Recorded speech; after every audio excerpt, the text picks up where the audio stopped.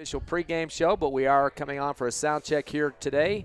Hobbs Eagle football rescheduled from last night. Hobbs taking on Cruces High, and they will be going on here at 10 o'clock kickoff, 9:45 pregame, so we'll be about 10 minutes away from that.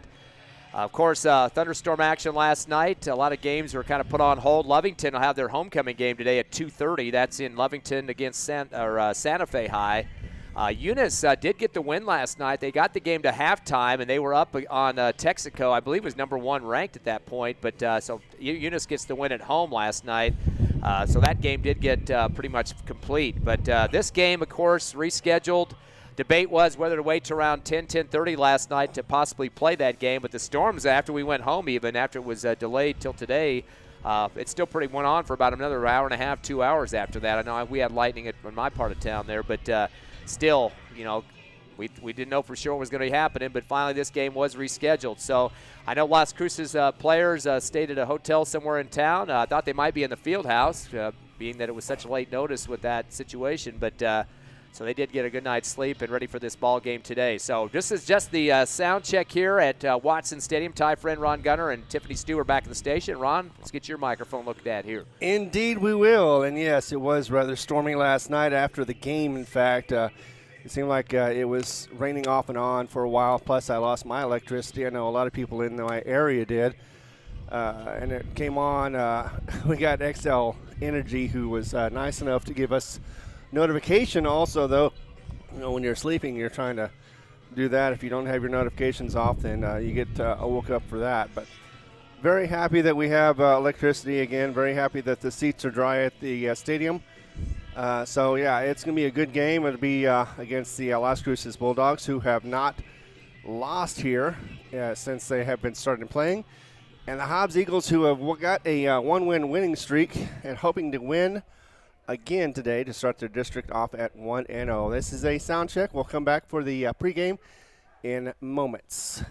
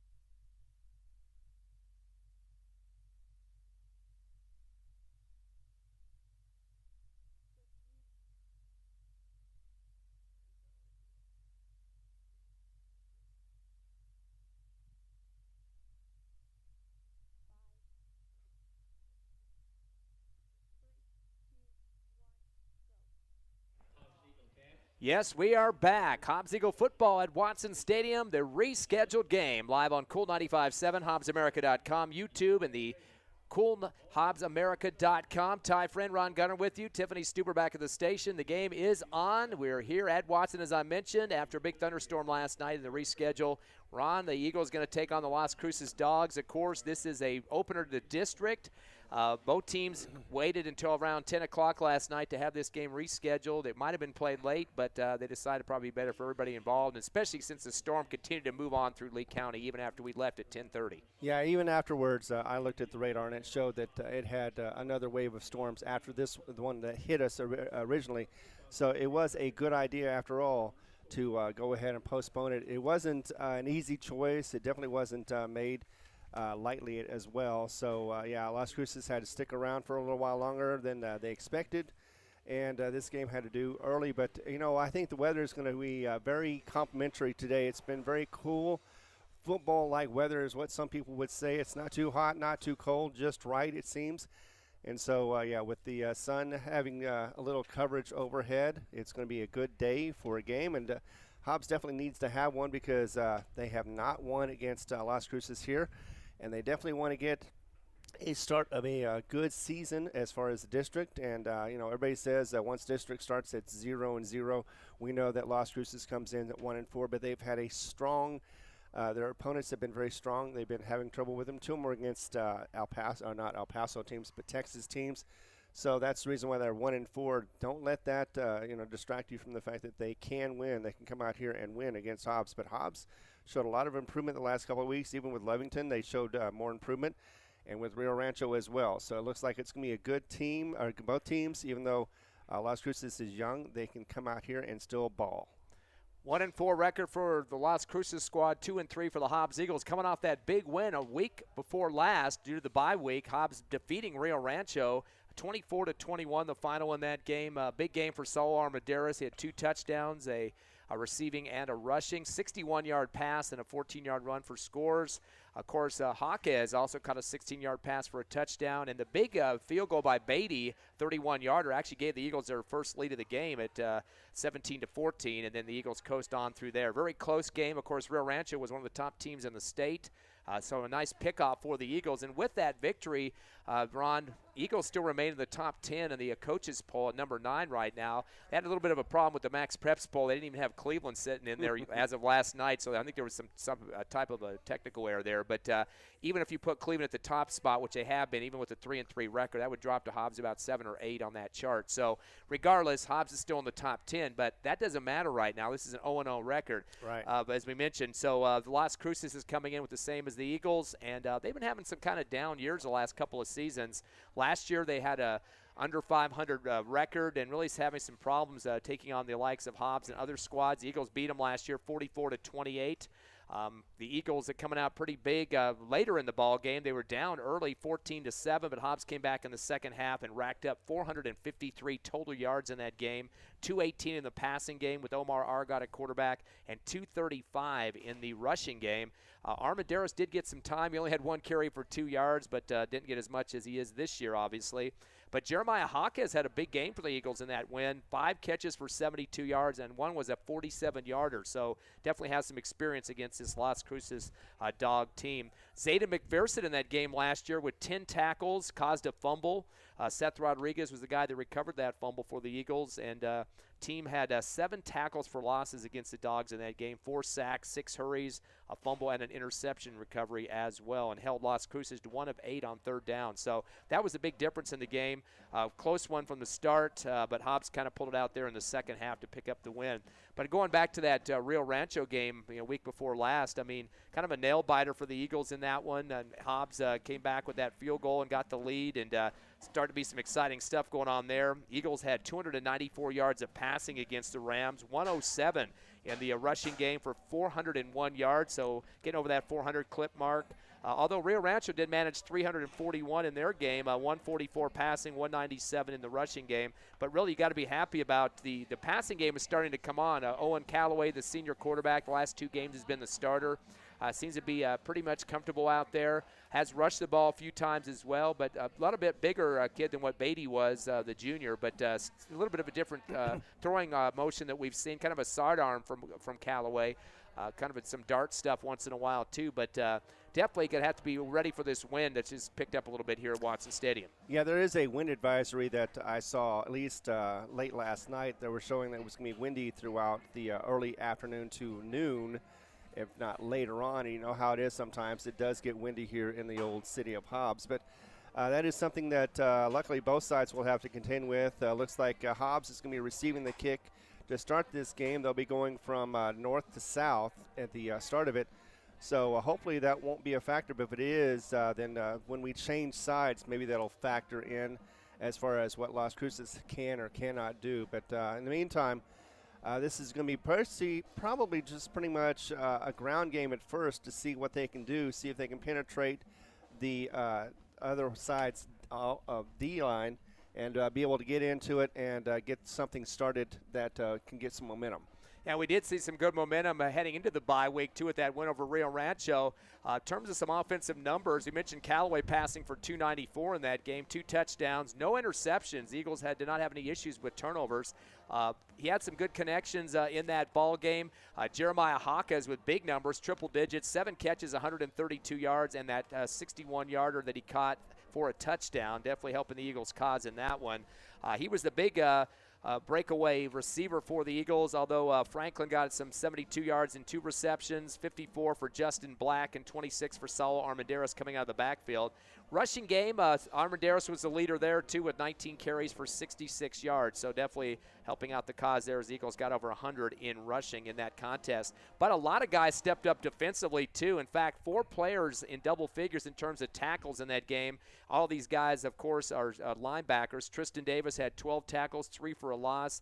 Zeta McPherson had 11 tackles along with Hernandez and also Diaz Castro. So 4 linebackers stepping up big in that one. They had 8 tackles for losses in that game and 1 sack for Tristan Davis. So getting some good penetration out there against one of the top teams in the state in Rio Rancho. Exactly, and we were happy to see such improvement. In fact, if you remember correctly, on the Rio Rancho game, there was actually a touchdown that was brought back simply because of a penalty at the end of the first half, and that would have changed. I think it would have changed a little bit more of the momentum as far as getting Hobbs into it earlier. But instead, I think what it did, it fired them up. They saw that they had a touchdown. It was brought back because of the fundamentals, and that was one of the things that the coach was talking about, was working on the fundamentals. They had the week off. He said that they worked on fundamentals on both sides. In fact, blocking on the O-line for the offense and the defense, they were talking about tackling. And there was a couple of times when we saw throughout the season that they had some problems tackling. As most people know that you tackle from the legs, you don't tackle from the top because you can just wiggle out of it. But Hobbs needs to work on the tackling just a little bit. They were having troubles in the first half on most games. They improved them in the second half. They also got their penalties down, so that helped a lot as well. So that's definitely going to be a factor in this game, being prepared, ready to go. First game of district, of course, puts a little bit more momentum on it in terms of getting off to a good start. We have a little bit less of a crowd here because of the change in the schedule, and we got the national anthem coming up here right now. We'll take a break, make it 90 seconds. We're back with Hobbs Eagle football on the Hobbs Eagle Network.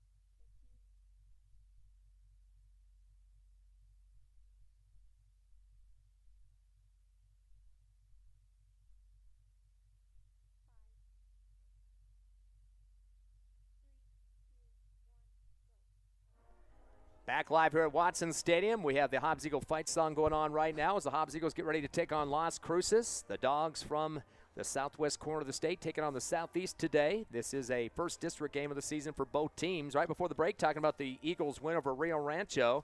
A little bit about this Las Cruces High team. They're currently 1-4. Some big games, though, on their schedule to start the season. Volcano Vista lost to them 24-7. Blown out big by El Paso Eastwood, 55-28. Cleveland, the number one team in the state in the 6A, 42-13. Storm knocked them off pretty bad. But last time that they played, they did beat their arch rival Mayfield, 44-7. A game in which Las Cruces was up 30-7 at halftime. So pretty much cruising in that one. We've been seeing a couple of quarterbacks interchange in this team so far. Guardiola is their starter, and he's not the tallest kid out there. He has another kid that comes in at the quarterback position. But Guardiola, just a sophomore, 6'1", 170. He does see some time at rest time from Kelly Stevens, who checks in at 6'3" and 210. So a little bit of size difference between those two guys. But you'll see Gunnar Guardiola, usually the starter, and then sometimes Stevens will come in and actually get direct snaps and run the football at quarterback. So that's definitely what you'll see in the backfield. But they do have a real strong short guy, 5'8", 165, Daniel Amaro. He is a very sleeky runner, likes to cut in between blockers, zigzag through the secondary of the defense. He likes to get outside on some pitches and options, too. He is very tough on the special teams on returns. Got to watch out for him, just a sophomore. So they'll have a sophomore starting quarterback and a sophomore tailback in Guardiola and Amaro. Nate Libby will be the long man on the receiving core to catch some passes for him. Kind of weird, though, but Matthew Lashley, who was their quarterback last year in the loss to the Eagles, the senior, is not listed as a starter or a backup. Last few games, we haven't seen him in that position. They have him more as a DB now, so maybe they've switched his positions, but he will not be at the quarterback position in this ball game. But again, things change. You got new personnel to deal with and things to look at. But really, Hobbs defense better ready for Daniel Amaro. He is just the type of guy that once you give him that first step, he takes off. Again, not a big kid, but he's helped the team with 379 yards total rushing as the squad got against El Paso Eastwood. So definitely can help out in that running game. And the Eagles just have to be ready with those linebackers like they did against Rio Rancho, keeping those outsides contained. Yeah, definitely get the line going, defend as far as up the middle. I've seen a couple of times where Las Cruces has tried to get it up the middle. They also go around the sides as well, so Hobbs has got to know about that. And Las Cruces likes to spread the ball around. They're tight end oriented, so they're going to try to use their tight end as much as possible. So, defend against the tight end, try to rush the quarterback or at least throw their timing off and see if they can just pretty much stifle and stop the rhythm of the offense for the Las Cruces Bulldogs. And with that win last year, the Eagles 44-28, they're at the Field of Dreams. That put Hobbs at 6-0 for the first time since 2000. So 22 years it took to get to that point, and that was definitely a good win for Hobbs in that one. Again, some guys aren't here from last year. Diego Baeza in that game had 4 rushing touchdowns for the Eagles, and David Barela had 4 touchdowns for Las Cruces, 3 runs and 1 pass.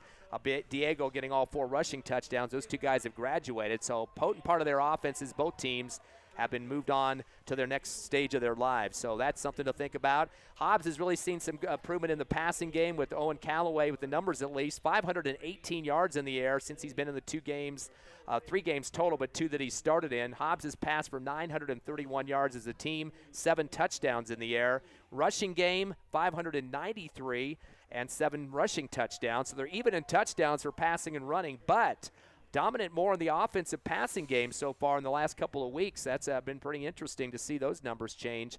And Hobbs definitely looking more pass heavy. Receiving core so far, the leader is Jaquez with 393 yards, 169 for Franklin, 143 for Salcedo. So those 3 guys all averaging in double digits per catch, which is a very good sign for the Eagles and extending after they catch the ball, they move it forward. Rushing attack led by Armandaris with 355 yards, 5.3 a pop. Nobody else has hit the 100 mark, although Kennedy at 99. So that sets up the offense for you. Defensively, the top tackler for the Hobbs Eagles up to this game here. Hobbs sitting at 2-3, so 6th game of the season. That is Zayden McPherson with 58 tackles. 35 of those have been solos. That means 60% of his tackles by himself, and that's a pretty darn good number there out of that linebacking core. Again, the wind is starting to pick up here, by the way, blowing our papers around. Tristan Davis, 45 tackles, 52 for Gustavo Diaz Castro. He's second on the team. and Cameron Hernandez with 41. 5 tackles for losses for Hernandez and 7 for Tristan Davis, and 3 sacks to his name. So some good numbers for the Hobbs Eagle defense. They better be ready for Las Cruces. Getting ready for the kickoff here. The Dawgs are going to wear their white uniforms with blue numbers, red stripes on the pants. Hobbs Eagles look like the Pittsburgh Steelers today. The black uniform, home uniform with the gold numbers on it. And we're ready to go. Hobbs will receive to get going right to left on the radio dial. As Las Cruces jumping around in the line of scrimmage, you're ready for some football just like the Eagles are. Here comes the kickoff.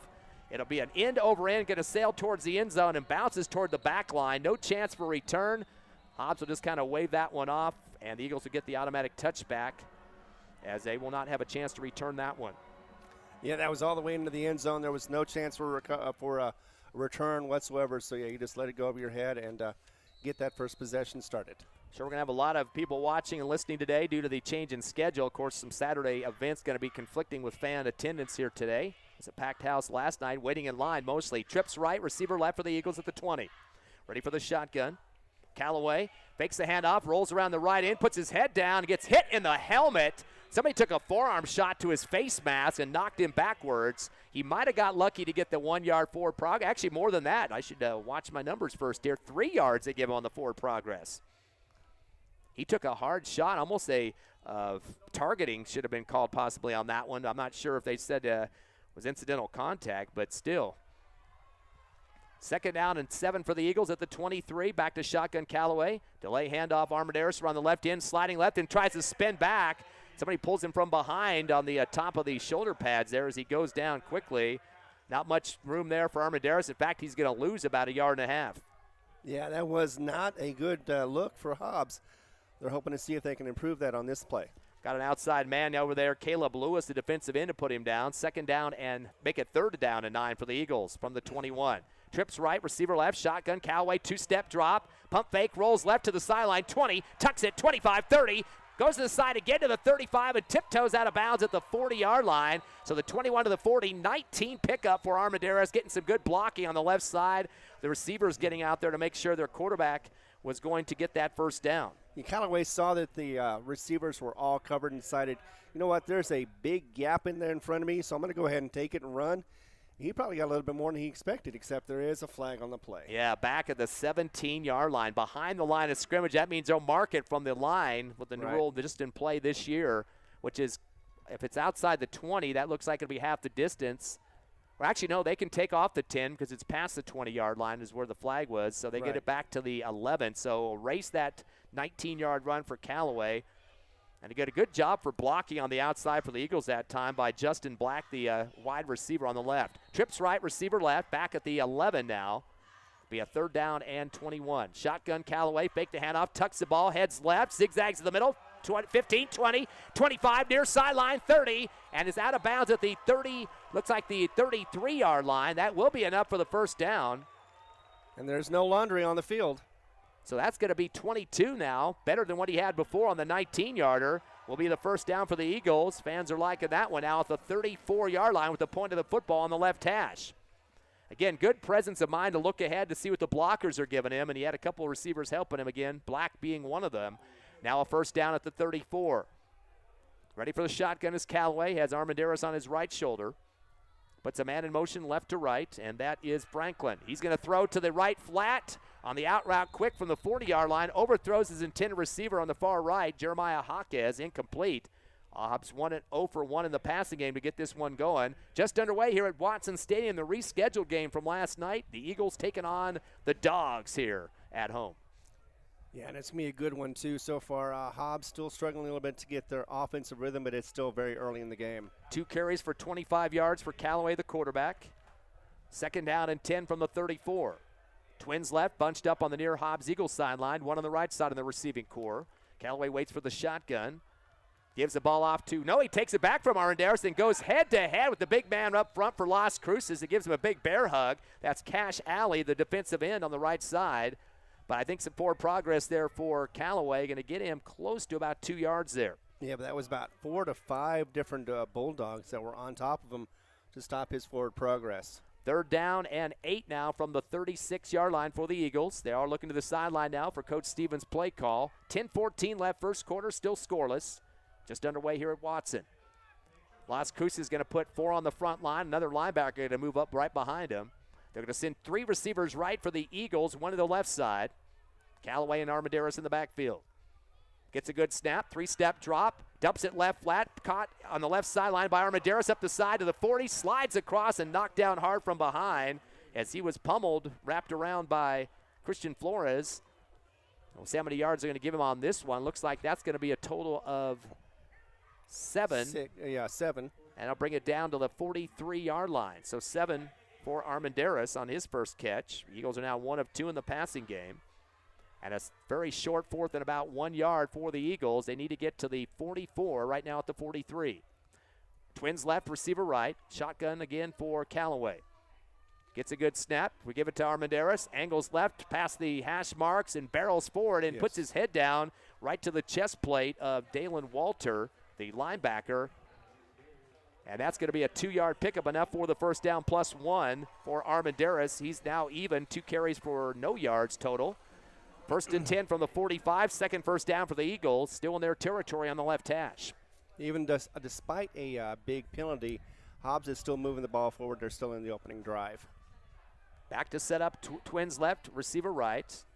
Shotgun, 1-step drop, steps and throws down the left sideline. A fade route over the shoulder and a one-hand attempt at a catch at the Las Cruces 30. They got the PI flag flying as a pass was intended for Justin Black. Boy, he got his fingertips up in the air, tried to bring it down to his bicep with one arm, but it got knocked out. They called the PI. That'll be a 15-yarder against the Dawgs defense. Looks like Con Morales is the one that got called on that one for the Bulldogs. It was one-on-one. They looked like they were going in stride, and unfortunately, though, for the Las Cruces Bulldogs, it turned out to be a PI.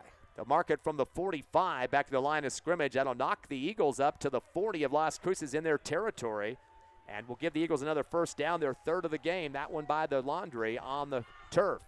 Left hash, 1st and 10 for the Eagles. Checking into the game for Hobbs from the sideline to Sean Franklin. He's going to go help out the trips look on the right side receiving core. One on the left is Black. And a shotgun now for Callaway. Delay, the ball is out of the hands, and Las Cruces has recovered on the fumble. Bad handoff as Armendariz heading left, and it looked like Callaway kind of slid it on his belly that time. It's a recovery for Las Cruces, and coming up with the football for the Dawgs on a bad handoff was Andres Acosta, the linebacker. A bad situation for the Eagles. Yeah, that was not good at all. Couldn't tell if the quarterback was going to keep the ball or if the running back was going to take the ball. Either way, yeah, it ended up hitting the turf, and the next thing you know, the Las Cruces Bulldogs hit it, and it is theirs for the offense. And good momentum on the offensive drive for the Eagles going into Las Cruces territory. Exactly. I mean, they had they faced some setback or two, but they came through, and we're going through. But unfortunately, this setback is going to be difficult. Now the defense is on. So Hobbs now going to have to play some D with 4 on the front line. Guardiola going to hand it off. Left angle run to the 45, just shy by about a yard. And that is the kid we talked about in the pregame. That's Daniel Amaro. Very short kid, but he has got some good speed once he gets into that secondary and moves forward. And I don't think they're going to give him much on that one. Looks like no gain for him to start it off. Right. So Amaro just kind of plowed ahead there. Had some nice help on D from Kenyon Johnson, of course, from the right side of the defensive line for the Eagles. Las Cruces going left to right on the radio dial. Trips left, receiver right for the Dawgs. Coming in at 1-4 on the season. 5, make it 4 in the front box for the Eagles. Guardiola takes a long snap count, pulls it out as a fake handoff down the middle on the post route, in and out of the hands of the Las Cruces receiver at the 45-yard line. That was should have been an easy catch right in the numbers for Devin Alba. Might have heard some footsteps from the linebacking core as they were getting their helmets down ready to take out somebody that just caught the ball, but didn't even have to make any contact. You could just see the zeroing in there for the Eagles' Cameron Hernandez, but the receiver drops the football. Yeah, he was all alone. I think it was more he was trying to run without the ball. That's usually what happens with the receiver. But, yeah, he had a completely open field. It could have been 20 yards down the field before he even got close to somebody tackling him. Possibly even a touchdown, but luckily that didn't happen, so 3rd down. That's only a 10-yard route on a post from the 45 to the 50, or 45 of the Eagles, but would have been extra yards on the run. 3rd and 10, as you mentioned, from the 45 of the Dawgs. Trips left, 2 receivers right, and 1 receiver on the right side way ahead of the snap count there. Yeah. Francisco Winnikoff. He had about a 2-yard advantage against the rest of his team there, and that's going to be a 5-yard penalty. So already 2 penalty flags against Las Cruces, 20 yards total. Yeah, that's not going to help him either. But, sometimes you do like that little extra cushion. 5 yards back, though, I'm sure Las Cruces would like to take that back and try to do it again. They will have to do it again from their 39-yard line, middle of the field now, 3rd down and 15. Still scoreless with 7:59 left first quarter. Opening of district for both teams. Trips left, twins right for the Dawgs. Guardiola by himself in the backfield, the quarterback. 3-step drop back to the 30, gets some pressure down the middle, just lets it fly and underthrows his receiver who tried to come back for it. I don't think that was a real consistent route there, but Nate Libby saw the ball up for grabs and had to come back and just kind of put his hand out there to knock it down, because if it had been further, probably a safety could have picked off for the Eagles, but not a good series of throwing downs there for Las Cruces. 0 for 2 in the passing game, and they're already in their punt situation. Well, you can thank Hobbs for that. They had 2 rushers coming in against the quarterback. He had to let go early, otherwise he was going to be tackled for a big loss. And unfortunately, though, that was not their timing, so they had to do that real quickly and just suffer the loss of downs. One of those guys getting in there, Zayden McPherson, trying to get his hand up to block that pass and made the QB kind of jump to throw that football. So punt situation for the Las Cruces. A lot of movement before the snap here. The punt for the 35 or 30 almost hit and blocked by the Eagles. It'll take a bounce out of the 30-yard line at the other end, and almost getting a swipe on the football was Gustavo Diaz-Castro, just barely missing the leather that time. But now the punt gets to the 30. The Hobbs Eagles will start for their second possession at their own 30-yard line. Yeah, not a great punt for Las Cruces, but that is definitely pretty good field position for Hobbs to start off their second drive. They've had 4 carries so far for Callaway for 19 yards, 2 carries for Armendariz, none in terms of yards yet. 1 catch for Armendariz for 7. 1st and 10 from the 33-yard line. Shotgun, Callaway, 2-step drop, throws to his twin receivers left side and pulling a high one down at the 39. Nice job of getting up in there and getting the fingertips on the catch in front of the Hobbs Eagle bench. Deshaun Franklin pulls that one down. Give him a lot of credit for getting up on the ladder that time, as he's going to get 6 on that one. Yeah, definitely did some good job there, and Hobbs slowly working on their passing game. 2 for 3 now for 13 yards of the Eagles. 2nd down and 4 now at their own 39. On the left hash, twins left and right in the receiving core. As Callaway waits for the shotgun. Man in motion is Franklin from left to right, now making it trips, and we got a flag late. Referees pointing at the line of scrimmage. Not sure if there might have been an adjustment there, and one of the Hobbs Eagles linemen on the left side on the end there, Oscar Mascarenas, the tackle, was kind of turning around in circles, but they got a 5-yard penalty regardless. So against the Eagles, they're 2nd for 15 total. 2nd down and 9 now for the Eagles at the 34 now on their side of the field. Back to the left hash. Hobbs looking to the sideline for the play call from Coach Stevens. Twins left and right now. Back in shotgun goes Callaway with Armendariz on his right shoulder. Again, bring Franklin in motion left to right. Looks like they did it right this time. Hand off to Armendariz. No, kept by Callaway, doing a great job of pulling the ball out at the last minute. Zigzags around to the middle, and he gets some positive yardage out of that one. Looks like they're going to give him 5 yards for Callaway. So he's doing a lot of rushing so far early in this first quarter. That's his 5th rush for 26 yards. Clock to 6:50 left. Opening quarter still scoreless. Well, they're hoping to keep Las Cruces on trying to figure out what's going on. So, Callaway sometimes tucks it in himself. Sometimes he gives it to the running back, trying to keep the defense guessing. 7 rush plays, 2 pass plays for the Eagles so far. Twins left and right. Callaway takes some time. Option out to the right side. Armendariz around the right end. 40, 45, far sideline in front of Las Cruces' bench, and gets the first down and then some.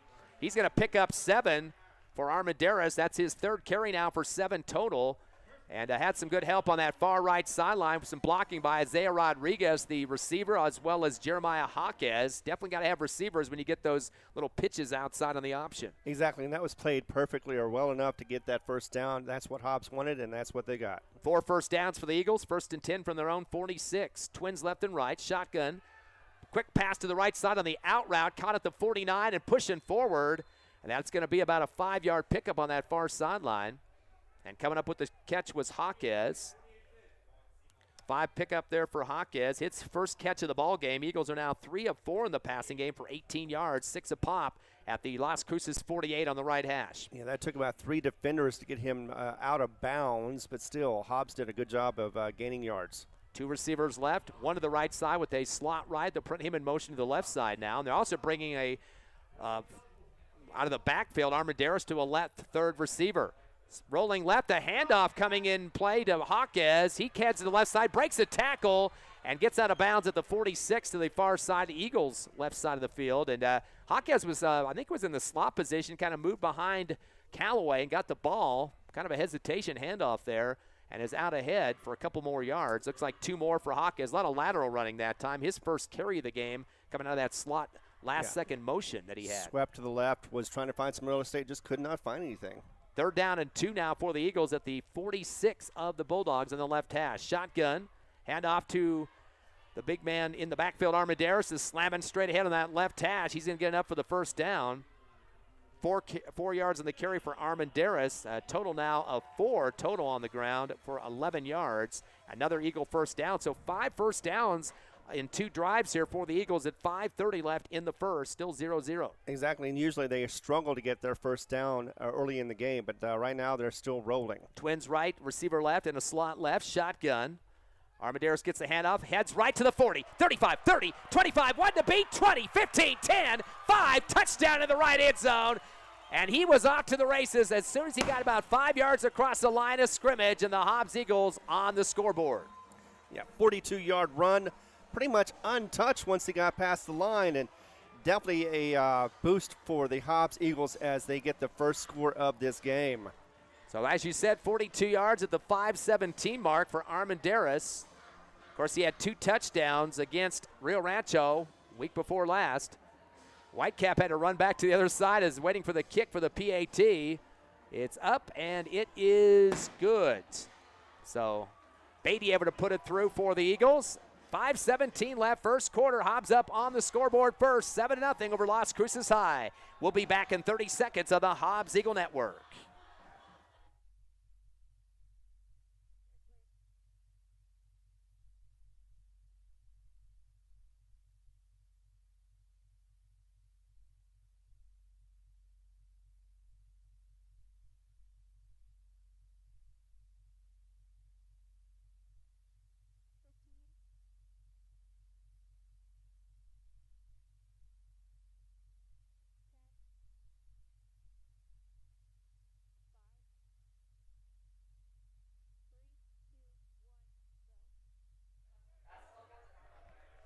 .101 yards of offense for the Hobbs Eagles, 7 points on the scoreboard.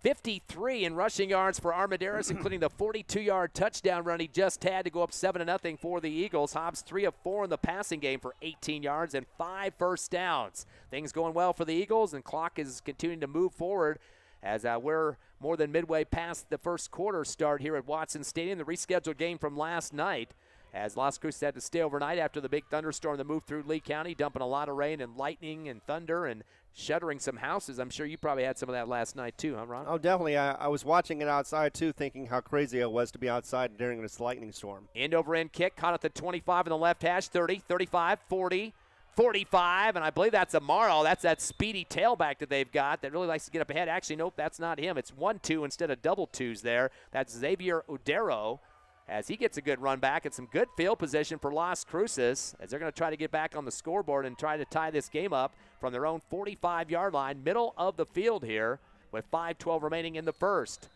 Of course, the first game of district, Hobbs will be on the road at Las Cruces next week. Centennial game, which is a big one. They're one of the top teams in the state there at the Field of Dreams, and that'll be next week's game, Friday night. So lots of big contests in the district this year for the Hobbs Eagles. They're going to get the balls changed out, a little bit wet out there. The referee wasn't sure which ball they're supposed to be using, trying to see whose is whose here, and now we'll be ready for the first snap here for the Las Cruces Dogs in their second possession. 2 receivers right, 1 to the left. They bring a slot in motion to the right side.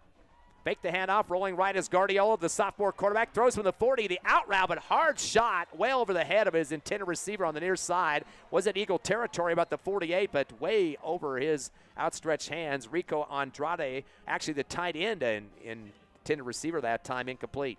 Yeah, Guardiola had to pick himself up off the turf after that throw.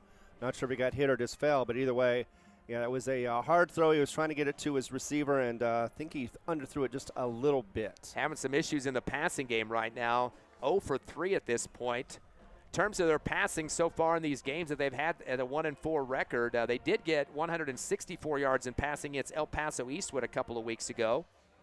Also had there's a flag too. Had 249 yards against Volcano Vista in their first game of the season. So a hold against Las Cruces knocks them back about 10 or so yards. Or no, actually it's just 5. Must have been some procedure penalty on the line there. That's their third penalty for 25 yards total back at the 40. Might have been a legal receiver downfield there. Middle of the field once again, 1st and 15 at the 40 now for Las Cruces. Trips left, receiver right. Hobbs will get 4 on the front box there. 3 linebackers right behind him. Shotgun or Guardiola. 3-step drop. Pop pass off to the right side. Another flag in the backfield. Catch made at the 40, across the 45, and out at the 50 after a somersault there for that speedy tailback, Daniel Amaro. But where that flag is back at the 32 in the backfield, that's probably going to be another hold call here. Exactly. No personal foul. Roughing the passer, so that's going to be positive pickup for the Las Cruces Dawgs. It should be a 15-yard tack on an automatic first down. So I'm going to see what they're going to give where the mark's going to be on this one. So the end of the run there, 15-yard penalty against the Eagles. That's their third penalty for 30 yards total. I think that was about a 10-yard pickup as well for Amaro. So that will be the first completion of the ball game, and we'll move it even further with the 15-yard personal foul penalty, roughing the passer. That gets it into Hobbs territory at the 32-yard line. Boy, what a big change of events that was. Yeah, and we talked about the fact that penalties can hurt a lot, and that one definitely did. But there is still plenty of time for the Hobbs defense to stiffen up and be able to slow or stop this offense for the Las Cruces Bulldogs. Las Cruces 1 of 4 in the passing game for 10 yards. Their first down at the Hobbs Eagle, 32 on the right hash. Twins left, receiver right, slot right as well. Guardiola waits for the shotgun. Gives a handoff around the left end to Amaro. Gets a block outside, 30, 25 as he tries to. One for the Bulldogs. Las Cruces, they've had 1 for 4 passing for 10 yards. Now at the Hobbs Eagle, 24 on the left hash. 2nd down and 2. Looks like they dropped him back a yard there. That was an 8-yard pickup. They'll send 2 receivers right, 1 to the left side. Hobbs will load up 5 in the box now with the gap in the middle. Shotgun for Guardiola. To Amaro on the right on the handoff. Takes the block, cuts it back up to the 20. A flag midway through the run. He's out to the 15, or make it the 13-yard line, but I think this one might be coming back at the line of scrimmage. Yeah, since the quarterback is still standing, I'm going to have to say it is a hold, and it is. Yep, 10-yard penalty against the Las Cruces Dawgs. So both teams are starting to get some yellow handkerchiefs on the carpet here. 35 yards in penalties with 4 total for Las Cruces and 3 for 30 for the Eagles. So that'll be a 10-yard penalty marked off against the Dawgs. We know both of them had a bye week. Sometimes you get a little rusty. You forget about the fundamentals, even though you try to practice them. Practicing does not mean the same thing as real-time experience.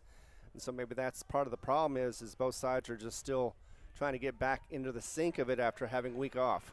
You did say rusty. I think the rain didn't help that much last night either, did it? Exactly. It never helps rust at all. 2nd down and 12 for the Dawgs at the Eagle 34-yard line. Trips left, 2 receivers right. Guardiola by himself in the backfield. Hobbs bringing a bunch of guys, about 6 coming across the line of scrimmage. You got a false start. Looks like indeed. The right end for the Dawgs kind of jumping a little bit ahead that time as they're going to get the flag against Joaquin Wofford, the offensive lineman. That'll be another 5-yard penalty. And both teams are kind of shooting themselves in the foot here in this first quarter with 4:06 remaining. Hobbs up 7-0. Right, but you get the offensive line anxious when you got the defense jumping forward, pressing like they're going to do a blitz. And it worked. Instead of having a nice little gain or something, Las Cruces has gone back 5 yards, and now they got a 2nd and 17. 17-yard penalty, or 17 yards is what they need to get up to the Hobbs Eagle 22 for the first down here. Bring it back up to the 39 of the Eagles, and now we got a delay as it looks like the defense going to call the timeout here. Coach Stevens elects to talk to the black and gold here for a few minutes. We'll take a break. 4:06 left first quarter. Hobbs up 7-0 over Las Cruces. We'll come back in 30 seconds live on HobbsAmerica.com, YouTube, Cool 95.7 Facebook page, and on the radio at Cool 95.7.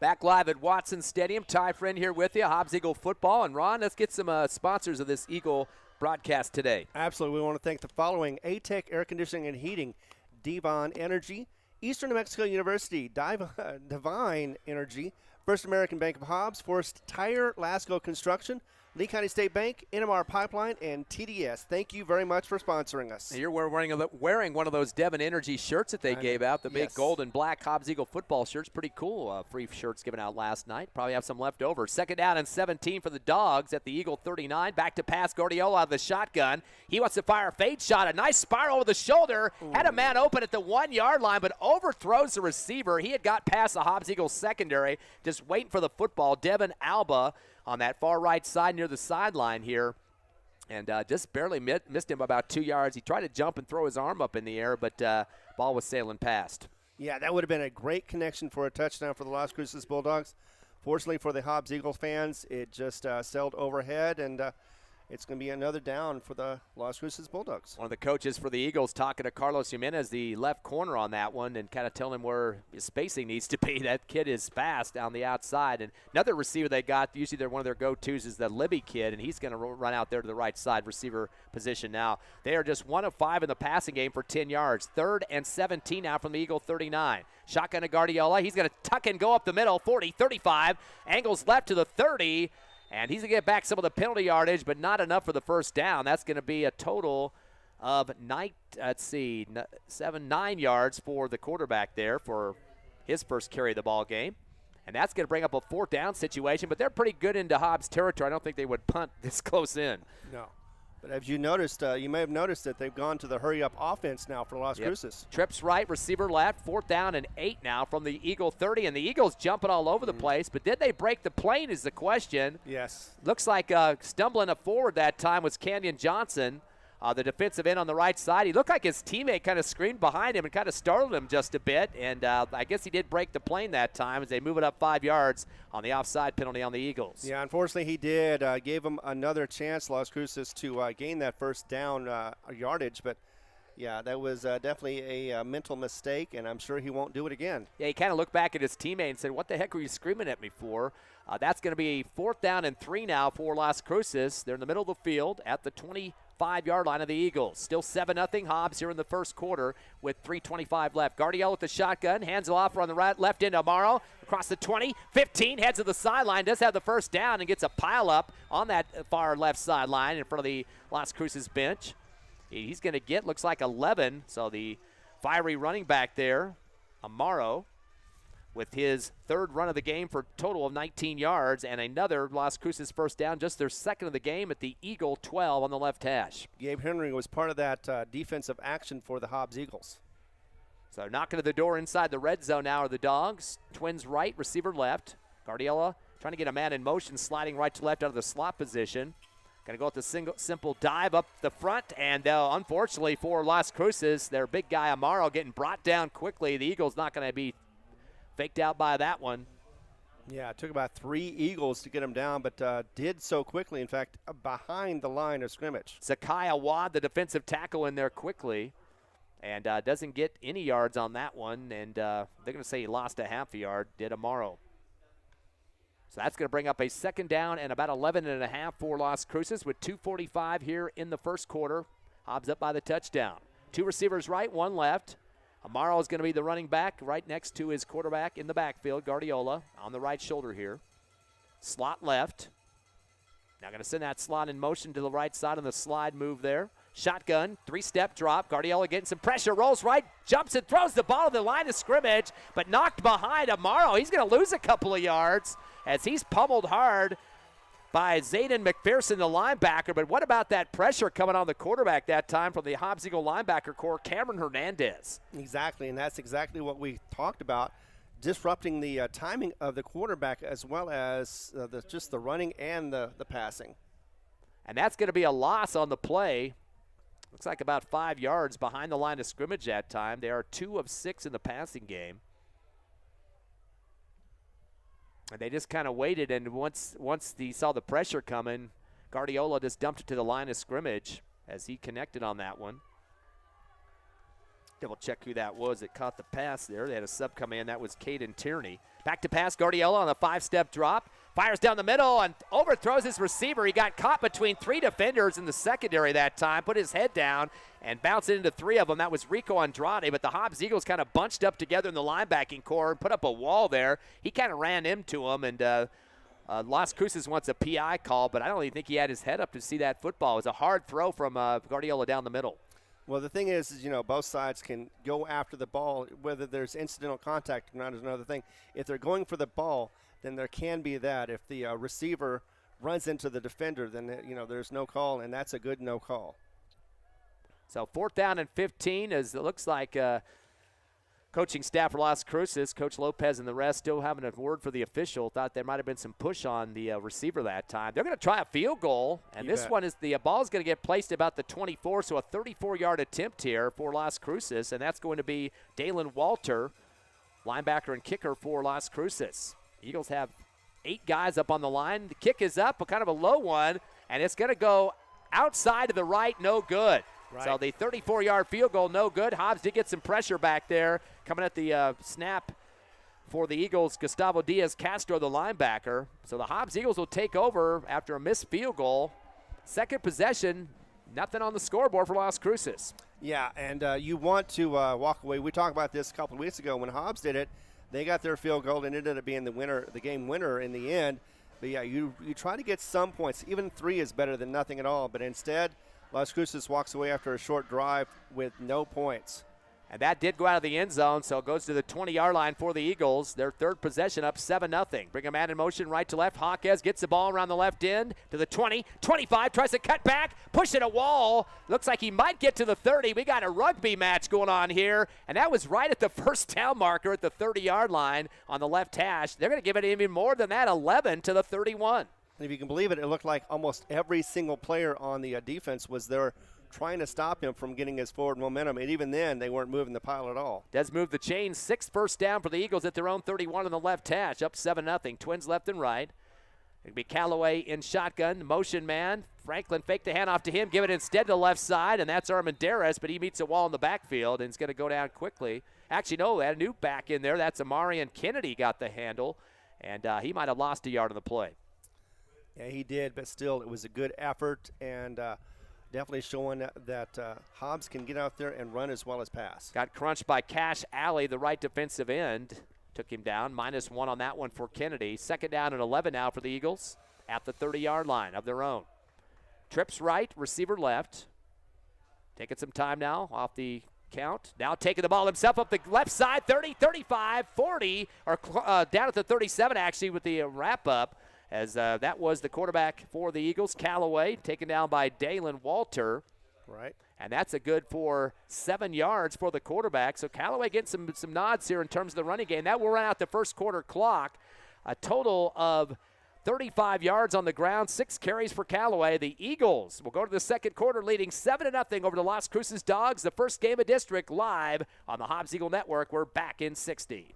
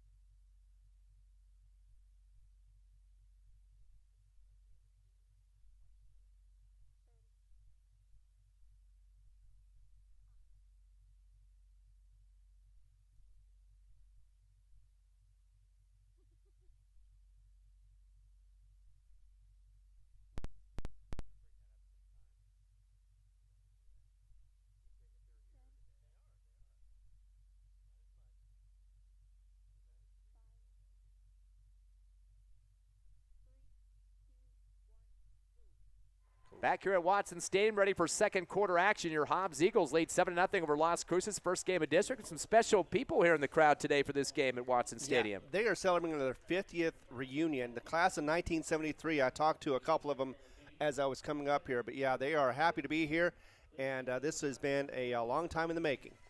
So We're getting welcome to those 1973 graduates, getting a standing O here right now as they're standing up and waving at the crowd. Hobbs Eagle football. It's going to be 3rd down and 4. Fake the handoff, pass on the little quick out to the 40. Catch made by Hawkes, and he gets rodeoed around and thrown down ahead. Looks like he's going to pick up about 10 yards for the first down at the 45-yard line. A quick throw there from Callaway. Yeah, one of the things I like about Hobbs is they're getting these first downs and they're making it look effortless, and they're keeping the ball moving forward. 4 of 5 in the passing game is Callaway for 28 yards. 2 catches for Hawkes for 15 in the 7th first down. 1st and 10 at the Eagles' 44. Back to pass Callaway. Post route down the middle. Hawkes again for another first down. He's starting to light him up. He gets 15 on that one. And in the middle of the field in Las Cruces territory at the 41. So back-to-back catches for Hawkes. A 1-2 combination from Callaway, the quarterback. 8th first down, and a total now 3 receptions for Hawkes for 30 yards. Twins right and left for the Eagles. Callaway back in shotgun along with Armendariz. Waiting for the snap, taking a little bit more time. Handoff with the middle. Armendariz sees the gap. 40, slips through one defender, but gets ankle pulled down at the last second there. He has a nice swipe there just to get the stop for Las Cruces. That was Dalen Walter, the linebacker, but that was after 5-yard or make it 4-yard pickup for Armendariz, who now has 57 yards on the ground on 6 carries. Well, balanced offense so far from this Hobbs Eagles, and you knew that would happen. Lone score of the game was a 42-yard rushing touchdown for Armendariz. 2nd down and 6, shotgun, fake the handoff, back to pass. Callaway lets it lie down the right sideline over the shoulder. Touchdown, Hawkes caught it at the 9 and rambled in for the score. And that will be a 37-yard pass play, but there's a flag back at the line of scrimmage, Ron. You know, that's another thing right there. Just like 2 weeks ago, we had a touchdown that was returned. This one could do the same thing, especially with it being right there at the 40 or 38. Somebody took out the legs low block, 15-yard penalty, and that was something that the NMAA put out in a memo this week to all referees. They were tired of seeing low blocks, so you guarantee the referees are watching that closely, and that's what just happened there.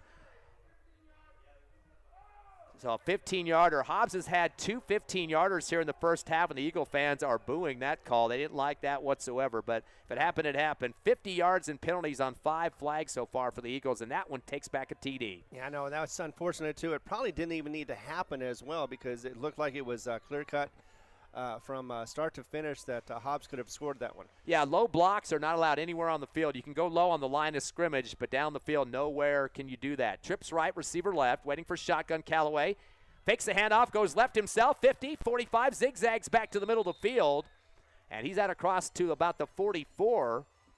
So he's going to get, looks like, 6 yards for the quarterback, and really tucking it quite a bit in this ball game. He's got 41 yards on the ground so far, 7 carries for Callaway, but still got a lot of real estate to make up after that penalty, 15-yarder just a few seconds ago. 3rd down and 13 now for the Eagles at the Las Cruces 44-yard line. 7-0 Eagles, 10:03 left, second quarter. Trips right, receiver left. Callaway and Armendariz in the backfield. Loud snap count there. Gives it off to Armendariz up the gap to the 40. Lost the football. Another fumble for the Eagles. Fell forward, and it pulls down by the Dawgs. And that's going to be a turnover for the Eagles, the second one, as it's recovered on the ground by Isaac Gomez, the DB. Looked like Armendariz picked up about 5 on that carry, but fumbles it forward, and that's the second turnover on fumbles for the Eagles, and shooting yourself in the foot, although you do have a 7-point lead. Yeah, I mean, they're moving the ball forward, but unfortunately, with the penalty, they were trying to do a little more than they needed to. Lost the ball near midfield and gives a Las Cruces, who needs some scoring, an opportunity to do just that. Now they had a possession, their last one at the 40 to start. Now this time at their own 37. So a little bit more room to make up on this one. But Twins left, receiver right, Guardiola in the shotgun. Has Amaro back with him there, the tailback on the left shoulder. Takes the snap, delay, fakes the handoff. He wants to throw. It's going to be a seam route down the middle. Back pedal catch at the 30. They're going to say good on that one. That will be a first down pickup and then some. And that could have been even more devastating if the runner had not had to slow down for that ball. If he would have caught it in stride, could have easily been a touchdown for Nate Libby. Yeah, Nate Libby doing a good job, about 38 yards on that one to the 27 of the Eagles. So things going pretty well at this point now as they move forward. Yeah, except they're having to get their receivers on the line. 1st and 10 from the 27 of the Eagles. That was the third first down. 3 for 7 in the passing game. Going the handoff around the left end. Amaro takes a block to the 25, 20, 15 to the sideline. 10 breaks another tackle and is out to the 7-yard line, but there's a flag back at the 12, possibly, or make it the 17, possibly a legal block for Las Cruces. That would explain why there was such a big gap there, that he was all alone for a while before another Hobbs Eagle got to him. Definitely was a nice run, though, either way. Holding penalty back at the 17, so not as many yards as they were expecting on that one. So that's going to, from the 17, that would put it back to about the 27, which would still be a net gain, it looks like. They started at the 28-yard line. Let's see where they end up putting this football.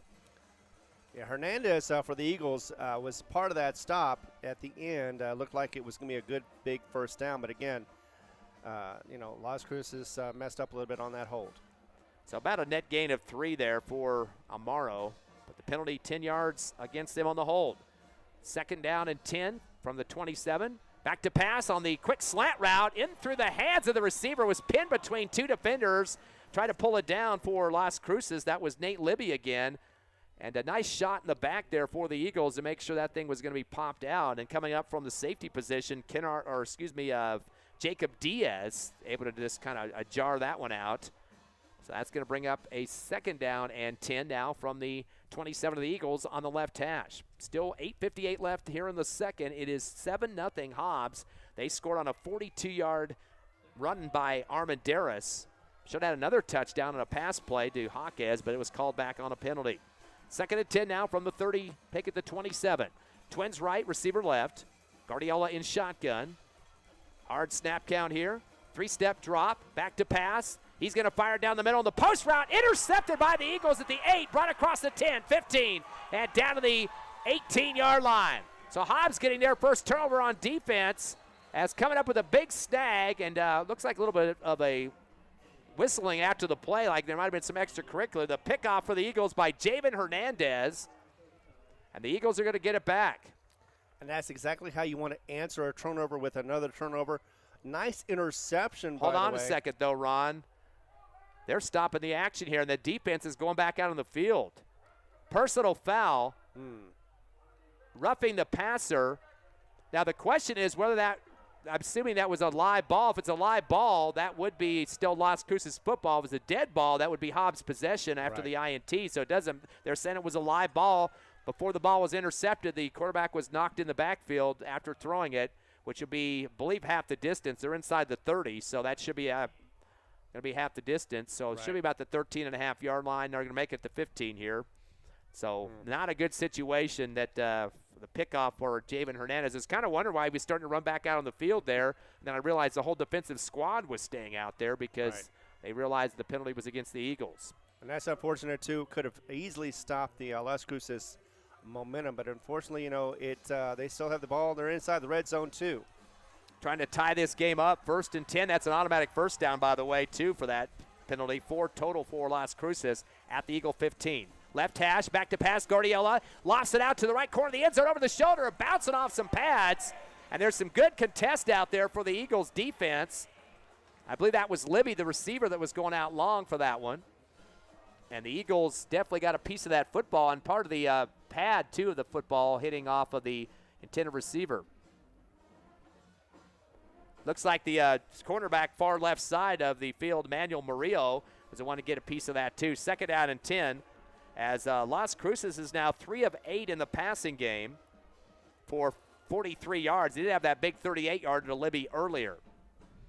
Ball marked at the 15-yard line, left hash. 8:44 left, second quarter. Hobbs up 7-0 over Las Cruces High. Eagles have not defeated the Dawgs here at Watson Stadium. 4-2 record, though, for Las Cruces overall in the series in 6 games. I formation. Guardiola goes up underneath the center, pitches right. Actually, brought a new quarterback, and that is going to be the tailback that cuts up the middle that time, Daniel Amaro. They did insert Kelly Stevens. He's that big quarterback, 6'3", 210. Amaro's able to get ahead for 2 yards. You'll see him run quite a bit, the quarterback. That time he decided to pitch it to Amaro.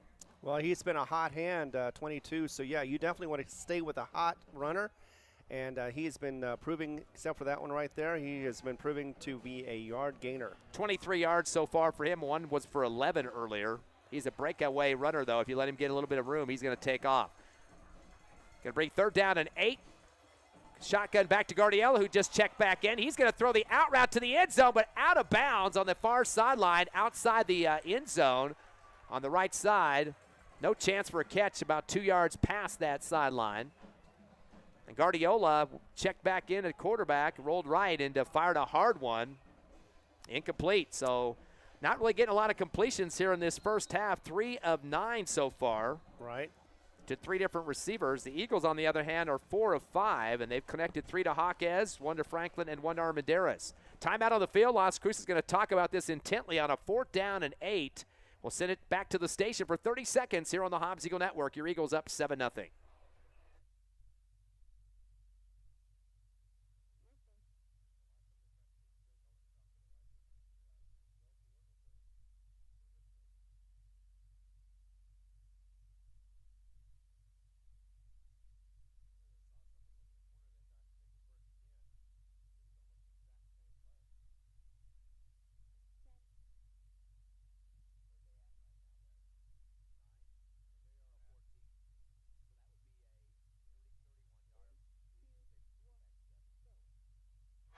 .7:57 left, second quarter. Your Hobbs Eagles lead Las Cruces by 7.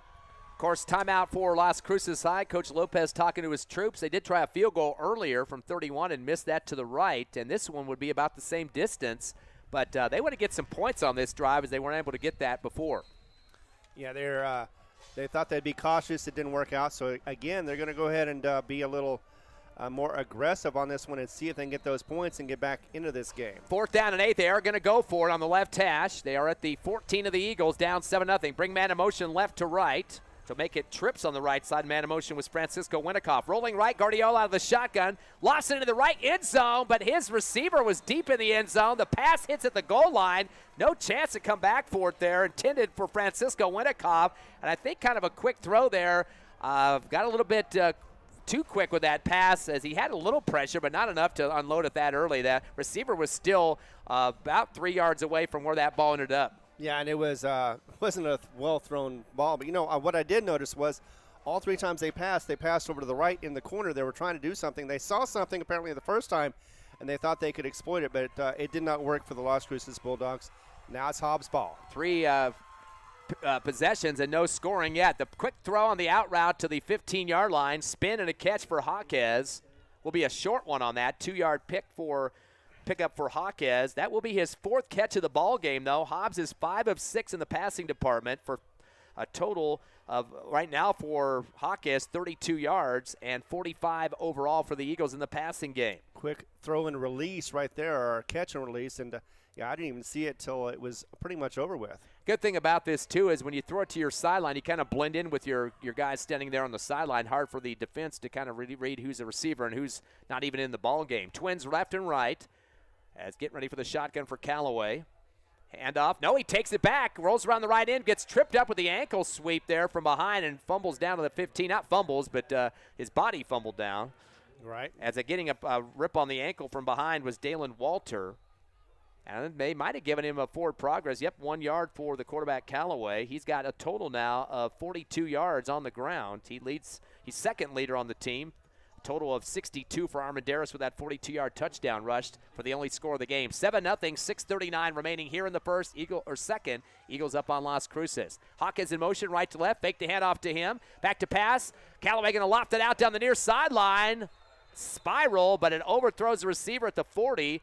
And trying to come up underneath it for the Hobbs Eagles, but unable to get the speed he needed to get there was Saul Armendariz, who came out of the backfield that time. Hobbs now 5 of 7 in the passing game. Maybe Hobbs going a little too quickly for their comfort, because right now they're 4th and deep in their own end zone, so they need to punt the ball away and get it a good kick so they can get out of their own territory. Eagles fumbled out of 2 of their possessions. This would be the first punt. Las Cruces had a punt, missed field goal, and turned over on downs as they went for it on 4th down. So 3 drives that kind of fizzled for both teams so far, but Hobbs with that 7-0 lead. Eagles will be punting for about their 5-yard line. They bring a man in motion left to right. Good snap, and the kick from the 5 from Beatty. High one.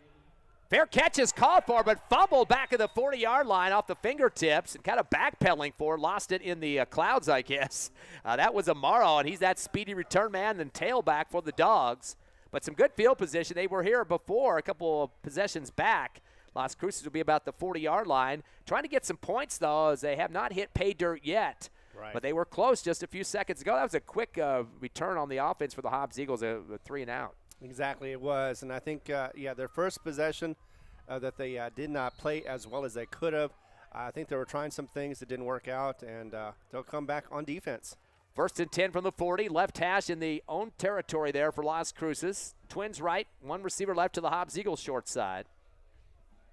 Looks like Guardiola back at quarterback, brings a man in motion right to left.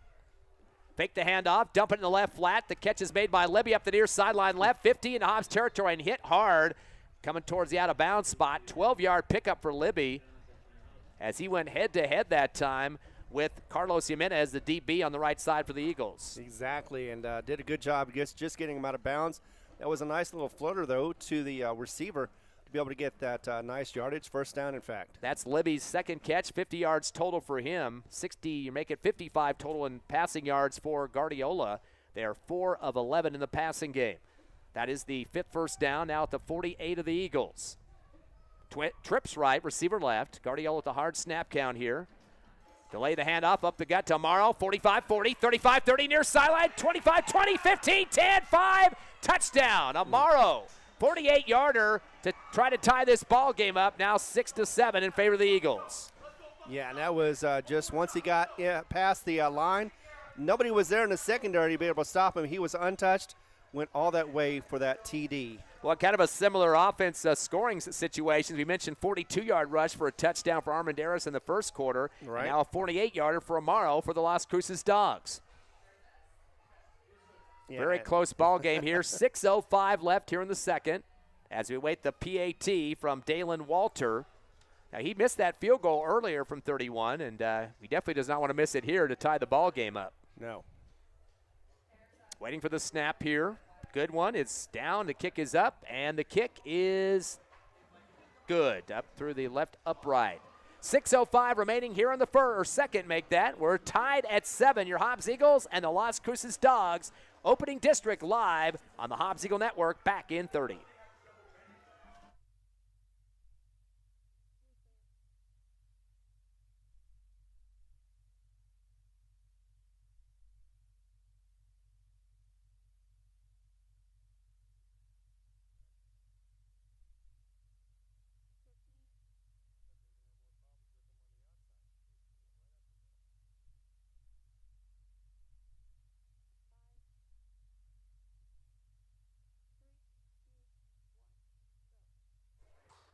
.48-yard touchdown run for Amaro. 71 yards on the ground for the speedy tailback for the Las Cruces Dawgs. He's got most of the rushing for Las Cruces out of the total that they have so far, and that is for him, that is 53, 63, 71 yards on the ground.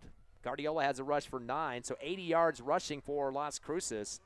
They are so 4 of 11 in the passing game, but we are tied 7-7 now. Both teams are kind of stalling with 3 possessions, nothing going much for either team to score. Of course, the Eagles start off the game with a 42-yard run for the score to get the game going. Saul Armendariz back in the first quarter, but took a long time for the second score to come from Las Cruces. Again, a 48-yarder for Amaro. Ready for the kickoff now for the Dawgs from Walter. Keeps it low. It's a bouncer at the 30-yard line. Continues to roll backward. Picked up for the Eagles at the 25. Trying to get around some tacklers and able to get around one, but not enough, as going down after about a 3-yard return for the Eagles. That was Deshaun Franklin.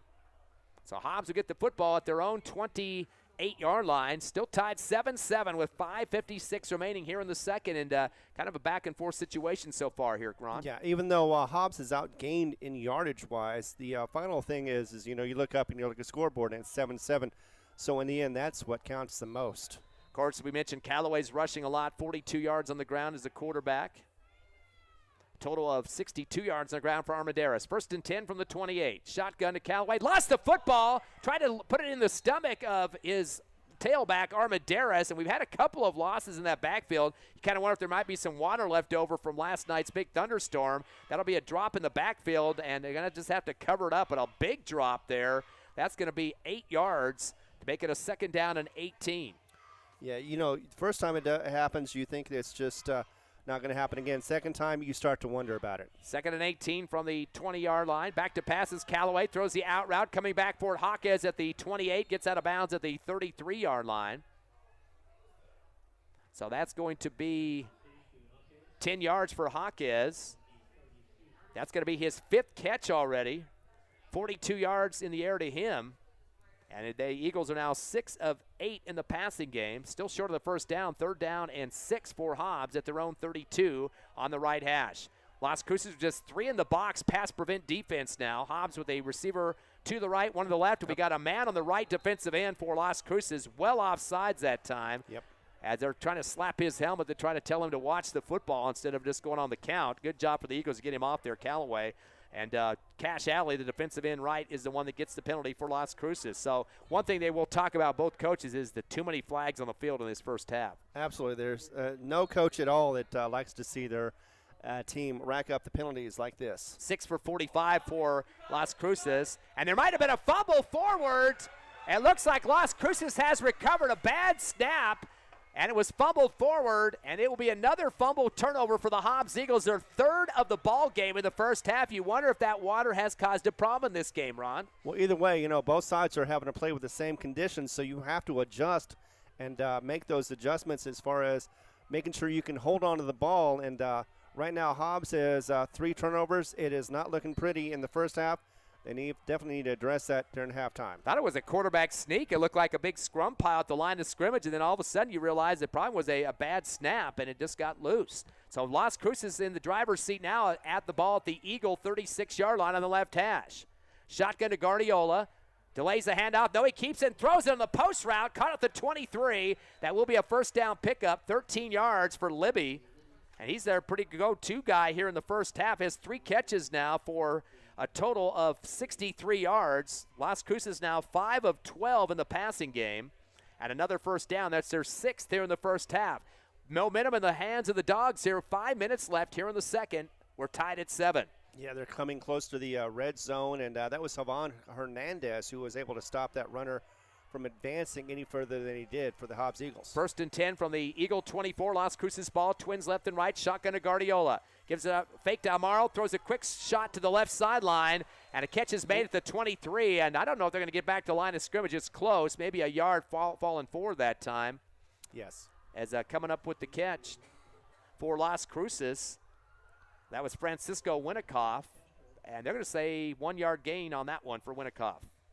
Yeah, so just barely got the yard, but still has the ball, and they're working on the clock as the time is running out for this first half. First catch of the game for Winnikoff.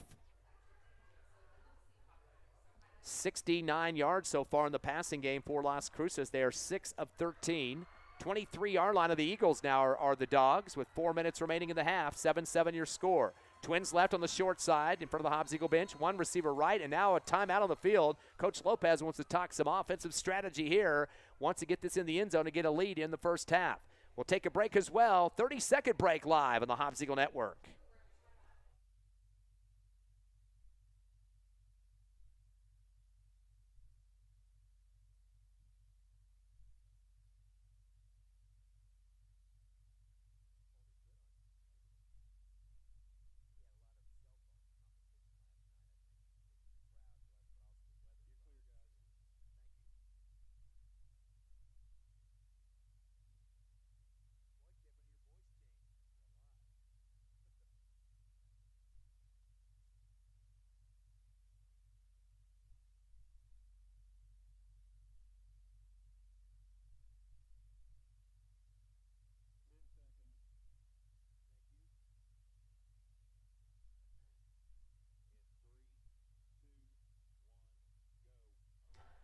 Still in timeout mode. Coach Lopez talking to the Las Cruces offensive unit as they're trying to get the lead in this ball game for the first time. 3:55 left, second quarter. Hobbs and the Dawgs going at it for the first game of district.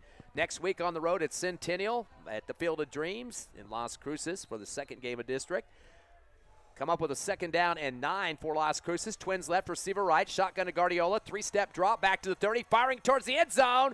And a fade route, catch is made, back of the end zone for the score. That's Libby for the 23-yarder. The defender got turned around a little bit, backpedal catch, and the score to break the tie for Las Cruces. So a good timeout for Las Cruces. They came out and threw that one strong into the end zone.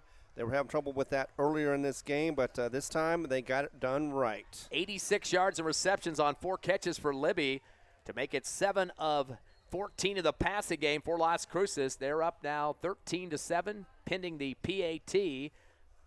As stepping on for that is Dalen Walter, made the last one. So major turnovers have hurt the Eagles. 3 fumbles in the first half and some good field position, all 3 for Las Cruces. Kick is up, and it is good. Somersault action there for Hobbs, trying to block that one. Carlos Jimenez coming from the right side and kind of Supermaned it towards the ball, but could not get the touch that he needed. But Las Cruces leading now 14-7, 3:49 left, second quarter. We're coming back in 30 seconds on Hobbs Eagles Network, live on the radio and the internet.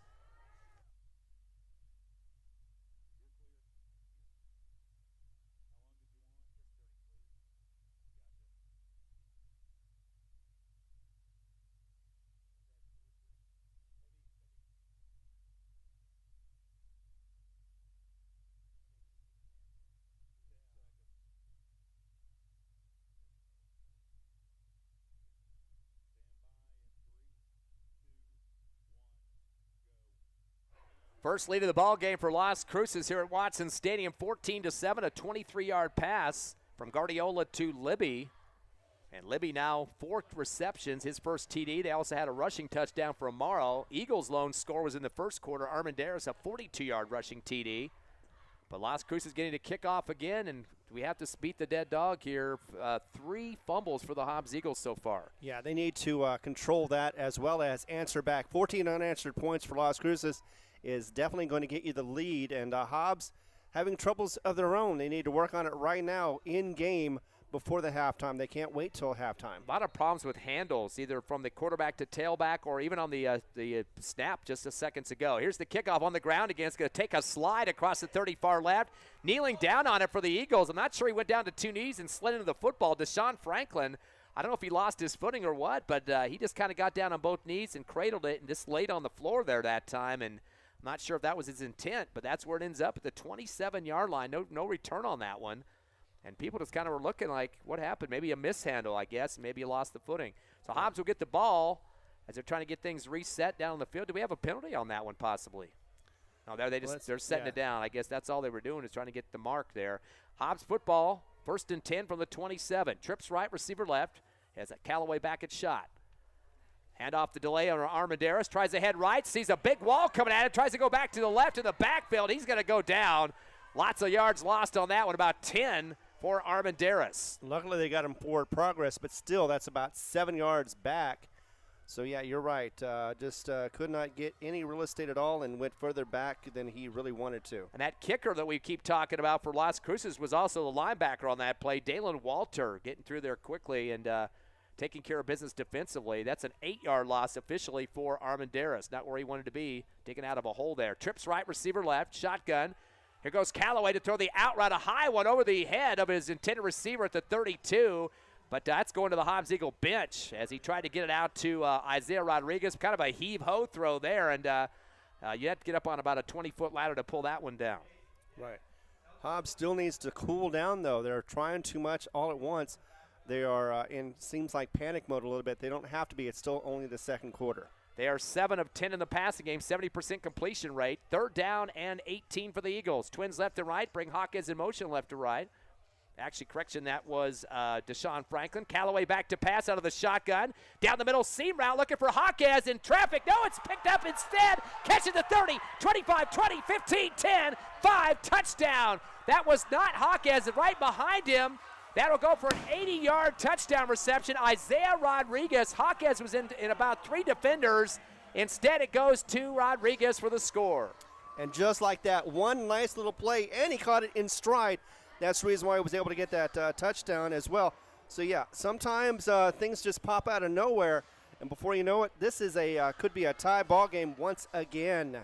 Yeah, the ball looked like it was going to be thrown in the middle of the defenders and Hawkes about the 40 in Las Cruces territory, but Rodriguez was extended down the field just a bit. The ball just had enough of a loft to get over the big community members there, and he's able to get in for the score. 80-yard reception from Callaway to Rodriguez. Now the PAT coming from Braddock Beatty, the sophomore kicker, and the Whitecap has to keep switching sides of the field as the kick is up and good. So Hobbs has tied the game. 80-yard touchdown pass from Callaway to Rodriguez, and your Hobbs Eagles have a 14-14 ball game. We'll take a quick break. HobbsAmerica.com, YouTube, Cool 95.7 Facebook page, and on the radio on Cool 95.7.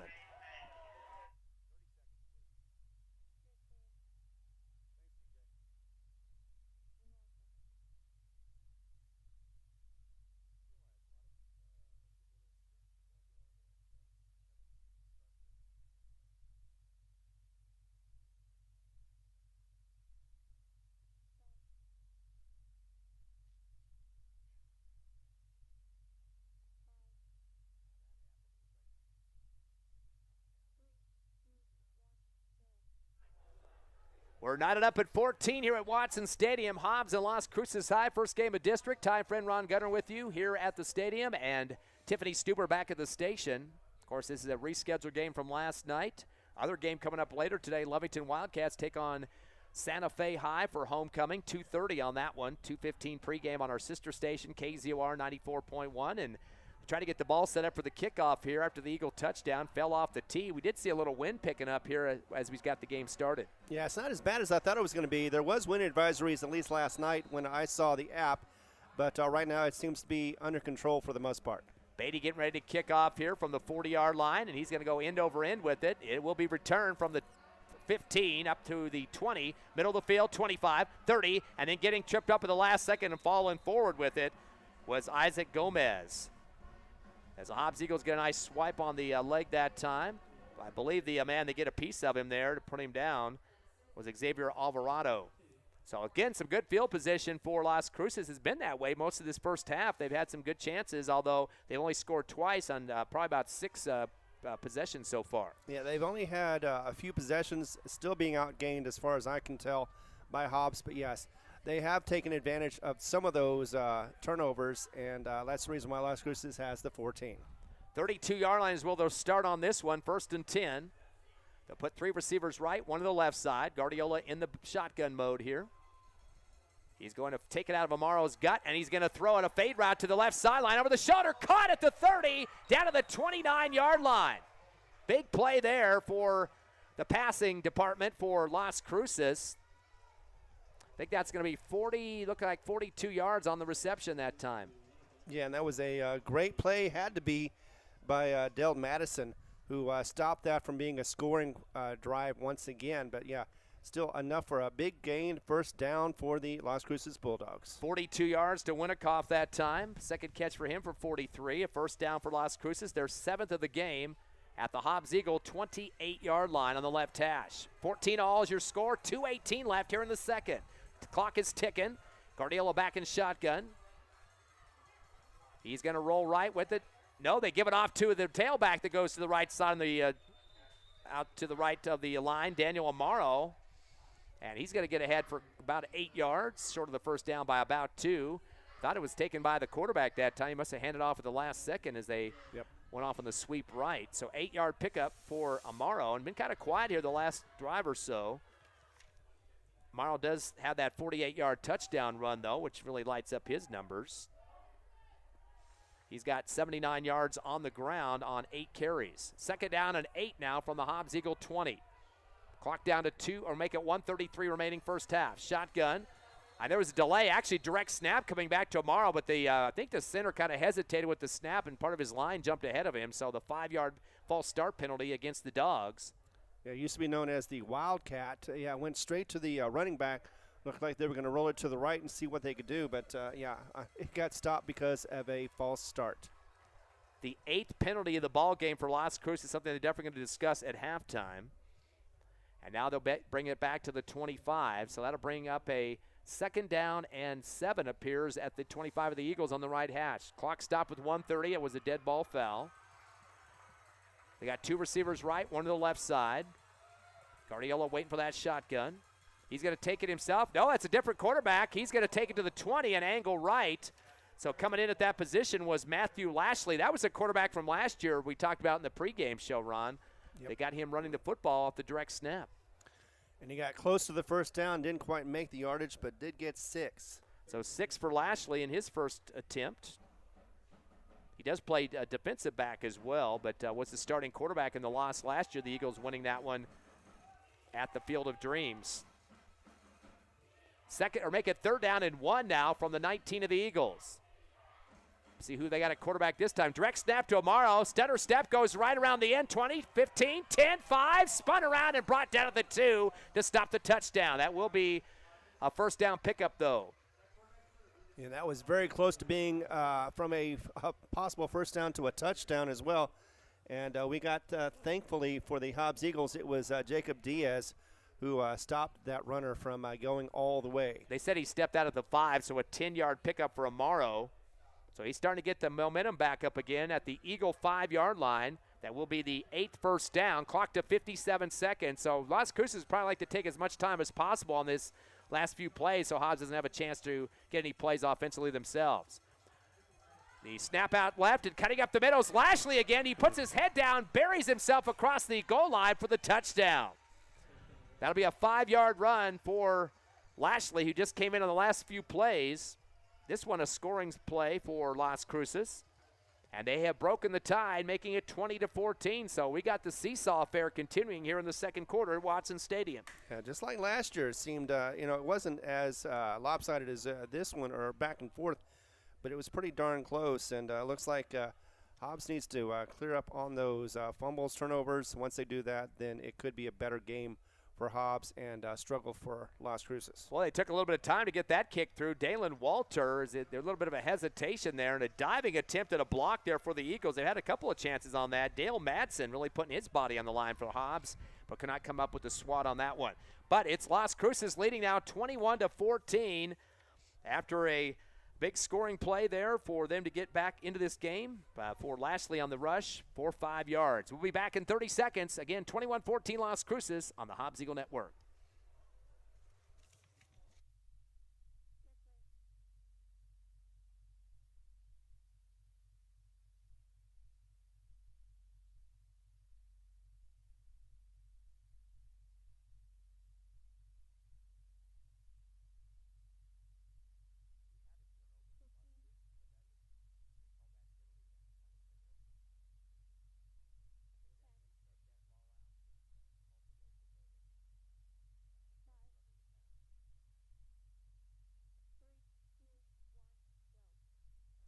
We're back at Watson Stadium here on a Saturday afternoon. Rescheduled Hobbs Eagle game with Las Cruces High opening up district. 21-14 Dawgs on the road today. Had to stay overnight, unintended, but Mother Nature put them in the motel here in Lee County, New Mexico.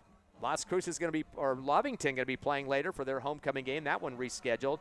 Eunice got the win over Texaco last night. That game was at halftime and called that one off, so victory for the Cardinals. So Tatum also had a game, and Jal was on the bye. Onside kick is a low one. Diving catch made for the Eagles at the 43. That'll be some good field position, but knees went down, body went into a somersault, so they're not going to get to return much on that one, and that was a nice play. And trying to see who that was that came up with the catch. Double check the number on that. Was that Xavier Alvarado, I believe, is one that went low to the ground on that one. So Hobbs will get some good position here at the 44-yard line. They trail 21-14. Still on their side of the 50-yard line, though. Trips right, receiver left. Callaway at quarterback. Has Armendariz on his left shoulder in the backfield. Good snap. Comeback route to catch man on the right side of the line of scrimmage to Hawkes, doing a lot of fancy footwork, but he's behind the line as he caught the football, as he's taken down behind the line of scrimmage by Carlos Gamboa, the defensive lineman. And unfortunately, with all the dancing, though, 3-yard loss for Hawkes, though, a good snag for him. I have to call a timeout on that one because of the 43 seconds left in this first half. That's the sixth catch for Jaquez, but as you said, being put down in the backfield and losing yardage there, Hobbs did not want that clock to run out, but they're going to have a couple more plays to get it. Make it 2nd down and 13 for the Eagles. They'll be at their own 40.5-yard line. Could you give me some thoughts here on how Coach Stevens can get the momentum back in the Hobbs Eagles' favor? Maybe a score before the half? Oh, definitely. That would definitely do that. At the very least, just get some forward progress on a couple plays and just get some short routes, hit it to where they go out of bounds and stop the clock, or just see if they can test the end zone and just get it over with. But either way, Hobbs is going to be looking to see some passing, and Las Cruces knows it. Hobbs 9 of 12 in the passing game so far here in the first half. Twins left and right for Hobbs after the timeout. A quick one there. It's going to be a 2nd down and 13 from the 41-yard line. Man in motion left to right. That's Franklin. Shotgun back to Callaway. Throws it over to Franklin right flat. Caught at the 38, across the 40. Breaks the tackle, 45, 50, and bounded out of bounds at the 50-yard line. That's going to be an 8-yard pickup for Franklin. 2 catches for 14 yards for him. That is now 10 of 13 in the passing game for Callaway, but Hobbs still short of the first down. They're right now at the, where are they marking this going to be? At the 48. Right. But the more important thing is they got the time stopped. That actually was 10 yards. They moved it up a couple on the forward progress. Going to get the handoff. Armendariz angling right. 45. Near sideline. 40, 35, 30, 25, 21 to beat. 15, 10, 5. Touchdown. Saul Armendariz for 48 yards. Wow. Just out of nowhere, he was able to get that one. Got out to the side, and you thought maybe he'd step out, but no, he had plenty of room ahead of him. So he went ahead and ran that in for the touchdown. Hobbs needed that one for certain. Yeah, we talked about the momentum builder, and that was definitely it. That matches the touchdown run for Amaro for Las Cruces, 48 yards, and the Eagles trying to tie this up. Very important PAT here for Braddock Beatty, the sophomore, to put this one through to get the tie before half. But there's still 27 seconds left, so Las Cruces probably going to need at least 1 or 2 more plays on offense. The kick is up. It's blocked. As soon as I said that, it gets swatted. Big bit on the football by Cohen Morales, the DB, and knocks that down to the turf, so no good for Beatty, and the Hobbs Eagles now trail by 1, 21-20. We'll be back in 30 seconds on the Hobbs Eagle Network.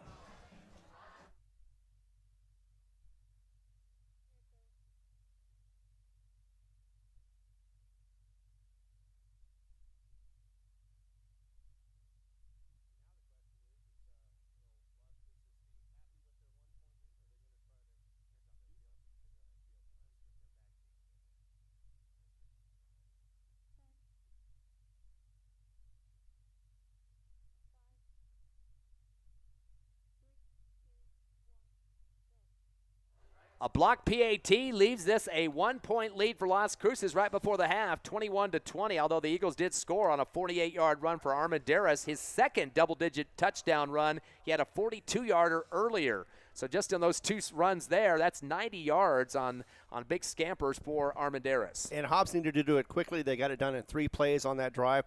Very impressive, very quick runner, Saul Armendariz is. So Hobbs going to kick off, 27 seconds left in the half, and don't want to give Las Cruces much opportunities to get a big run back here. End over end. Ball hits down at the 20, picked up by that backup quarterback as he comes up the middle. Lashley across the 30 and down to the 31-yard line. Middle of the field. And we were talking during the break, Ron, about, what would Las Cruces do? Would they try to score here? With the field position they have now, I think it's kind of edgy whether you want to do too much because you don't want to turn over here and have Hobbs score before the half. I mean, I wouldn't be too surprised if they tried something first, and if it didn't work, then they would just go ahead and sit on it and let the clock run out. But, yeah, that was a very impressive tackle for that kickoff return. That was, of course, Ortiz for the Hobbs Eagles. Coach Lopez did have his huddle over there on the sideline like they were discussing more than just kneel downs. It looks like they're going to go to shotgun, so they are going to look like a run a play or 2 here. Twins left, receiver right. Actually make it twins on both sides. 2-step drop for Guardiola, little shuffle pass across the middle of 30, 35, and that's Amaro that gets somersaulted up near the first down marker. About 8 yards, make it 9 yards for Amaro on that one.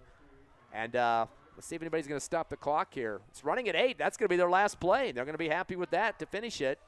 And that means Las Cruces will head to the half with a 1-point lead, 21-20 over the Hobbs Eagles. We're going to take a halftime break, 3 minutes, and we'll come back, give you the stats, and find out what's going to be ready for the second half of action with these two coaches meet with their squads. We'll be back here in 3 minutes.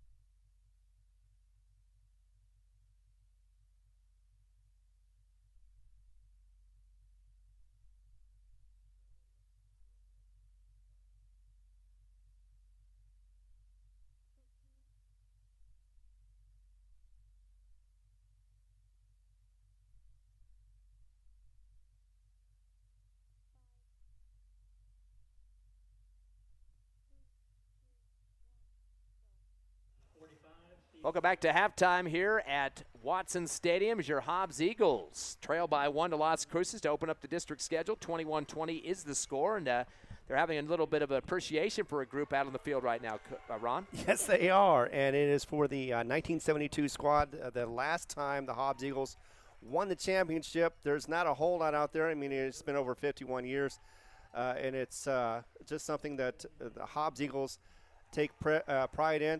But, yeah, they won that last time, and we're hoping that'll happen again real soon. But in the meantime, they're going to go ahead and honor those guys whether they're here or not. We've got a few. You can see them on the screen. On the radio, of course, you can't, but there is about 8 people. Right. One of them in a wheelchair. Unfortunately, that's what happens sometimes. But they are all out there and all getting some honor and praise, along with the 1973 class, who was also here as well. Probably not as many as there could have been from last night. They had plenty of festivities going on during the day, but yeah, that is something that we're having 1972 and 1973 here represented for the Hobbs Eagles alumni. They just blew the cannon, too. Just smoke's going to be hitting all those alumni down on the field there, the football team of 72. Congratulations to them on that championship. And let's talk about the first half of action. Eagles trailing 21-20 to Las Cruces High. The scoring in this game, a lot of stuff going on in that second quarter. Hobbs led in the first, though, 7-0, as Armendariz had the 42-yard run for a touchdown at the 5:17 mark. So that was the score in the first quarter. But then we've had 5 touchdowns since then, 3 for Las Cruces and 2 for the Eagles. Amaro scored on a 48-yard run for the Dawgs at 6:05 of the second, made it 7-7. They also came back with a 23-yard pass from Guardiola to Libby at the 3:49 mark, made it 14-7 Las Cruces. So all 1, 2, 3, 4, 5. 5 of these touchdowns were underneath 6 minutes in the second quarter. Hobbs came back with an 80-yard pass from their starting quarterback, of course, Callaway, hooking up with Rodriguez to make it 14 all with 2.5 minutes remaining in the second. Then it was Lashley, who is a third-string quarterback for Las Cruces, a 5-yard run at the 53-second mark. It was 21-14 Dawgs, and then the Hobbs Eagles respond with a 48-yard run for Armendariz. Missed the PAT, a block by Las Cruces, and 21-20 is your score. So, again, a total of 5 touchdowns scored in that second quarter. A lot of action going on there late underneath the 6-minute mark of that quarter. Looking at the numbers in the first half in terms of the individuals, first for Las Cruces, they had 89 yards on the ground for Amaro. He had 9 rushes, including a 48-yard touchdown in the first half. Also, we mentioned Lashley coming in. He had 2 carries for 11 yards, including a 5-yard run and for a score. And Guardiola, the quarterback, 1 carry for 9 yards. 109 yards of total rushing offense for Las Cruces in the first half. Passing department, Las Cruces was 8 of 15 in the air. Libby, 4 catches for 86 yards. All 4 of those were double-digit catches, 38, 12, 13, and the one for a score for 23. Winnikoff had 2 catches for 43 yards, including a 42-yarder. Amaro coming out of the backfield, 2 catches for 19. And that was it for positive yardage in the first half. Again, they were 8 of 15 for 148 yards in the air. A total of 257 yards for the offense for Las Cruces in the first half. They did have 8 first downs, but the big numbers, 8 penalties for 60 yards. Definitely hurt their cause quite a bit. They did have a 15-yard penalty in that first half. They punted once, missed a field goal, and turnover on downs on 3 of their possessions in the first half.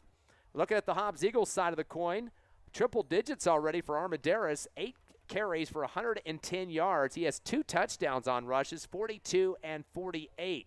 So definitely a big game for him so far in the first half. Also was quarterback Callaway, 9 carries for 34 yards. His long was 7, and he continues to rush pretty hard there for the Eagles as a physical runner. Jaquez had 2 carries for 13 out of that slot position. And that's pretty much it for the Eagles rushing in the first half, 156 yards on the ground, triple digits so far for the Eagles. In terms of the passing game, Callaway 10 of 13 so far in the 2 quarters of action. Jaquez, the big recipient, 6 catches for 39 yards. 3 of those for double digits, 15 and a pair of 10s. Also, it was Franklin with 2 catches for 16 yards. And Rodriguez, the big snag there at the end of the quarter, he had 1 for 80 on the touchdown reception for Hobbs. So once again, 10 of 13 for 142 yards in the air for the Eagles. They're just shy of 300 yards unofficially in the first half. Total yards, 298. Hobbs did get 6 penalties for 63 yards, pretty close to what the numbers were for Las Cruces. But the big difference in the game, although there's only a 1-point difference on the scoreboard, was the turnovers. 3 fumbles and a punt for Hobbs, and those have got to get cleaned up. A lot of exchange fumbles, so no excuses for that. I don't think the water is that much of an issue there. You know, you're trying to put the ball in the gut of your tailback and pull it out, or you think you're supposed to hand it off and it slides off his stomach, or we had a bad snap too that at the line of scrimmage it caused a fumble. Yeah, you can cause it on the weather. You can cause it on indecision. You know, it was one of those things. Looked like at one point that the quarterback wanted to keep the ball, but instead, maybe the running back didn't know that. Either way, it was a bad handoff, not once, not even twice, but 3 times. But they are very lucky, Hobbs is they are only down by 1 point after 3 turnovers. They did almost have a turnover earlier, but unfortunately that was for Hobbs. That was wasn't turned over because of the penalty with the roughing the passer. Yeah, we had an INT in the end zone. Hobbs defense did, picking it off towards the back of the end zone, Javen Hernandez, but they called the roughing the passer, as you mentioned, so that negated the INT there. But, and then several of those went to the red zone, too, and Las Cruces just couldn't punch it in at some of those possessions. Well, one of the things, if you look at history-wise, last year 21 points was put up by Hobbs. This year, Las Cruces does it in the second quarter just like they did last year. Not the same score as last year, but pretty close. And so what Hobbs needs to do is, of course, keep the ball. Do not fumble it. Do not turn it over at all. If they can clean up that as well as their penalties as they've done in the past this year, I think they have a better chance to win. But they definitely need to make up for that 1 point missed field goal. Missed PAT they had just moments ago. And they definitely need to stop that running back for Las Cruces, number 22, which is, I was going to say Deshaun Franklin, but it is Amaro. Amaro has been killing them both on the inside and the outside. And so Hobbs needs to find a way to slow him down or stop him anyway, as well as, just disrupt that passing offense. He's been throwing some really good passes to his receivers, the Las Cruces quarterback has. And they've been changing that up too. So, it's one of those situations where you got to adjust with the quarterback to make sure that you can stop him. But the first thing you need to do is stop the running game, that's for certain, and stop fumbling the ball. So top producer so far for the Eagles, Armendariz with 8 carries, 110 yards. Hawkes, 6 catches for 39 yards. And for Las Cruces, Amaro, 9 carries or 89 yards. Libby, the receiver, 4 catches for 86 yards. Again, total yards in the first half for the Hobbs Eagles, 298, and for Las Cruces, 257. But the Dogs do have the lead, 21-20, and we'll come back here in about 4 minutes to get ready for the second half of action live on the Hobbs Eagle Network.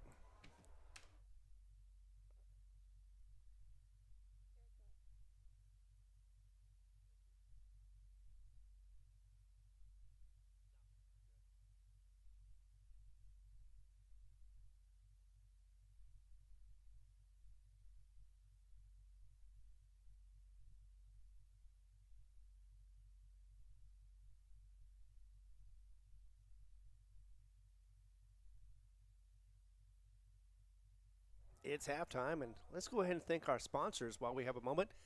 A-Tech Air Conditioning and Heating, Devon Energy, Eastern New Mexico University, Divine Energy, First American Bank of Hobbs, Forest Tire, Lasco Construction, Lee County State Bank, NMR Pipeline, and TDS. Thank you very much for allowing us to be on the air and on the radio as well. We'll be back in a moment.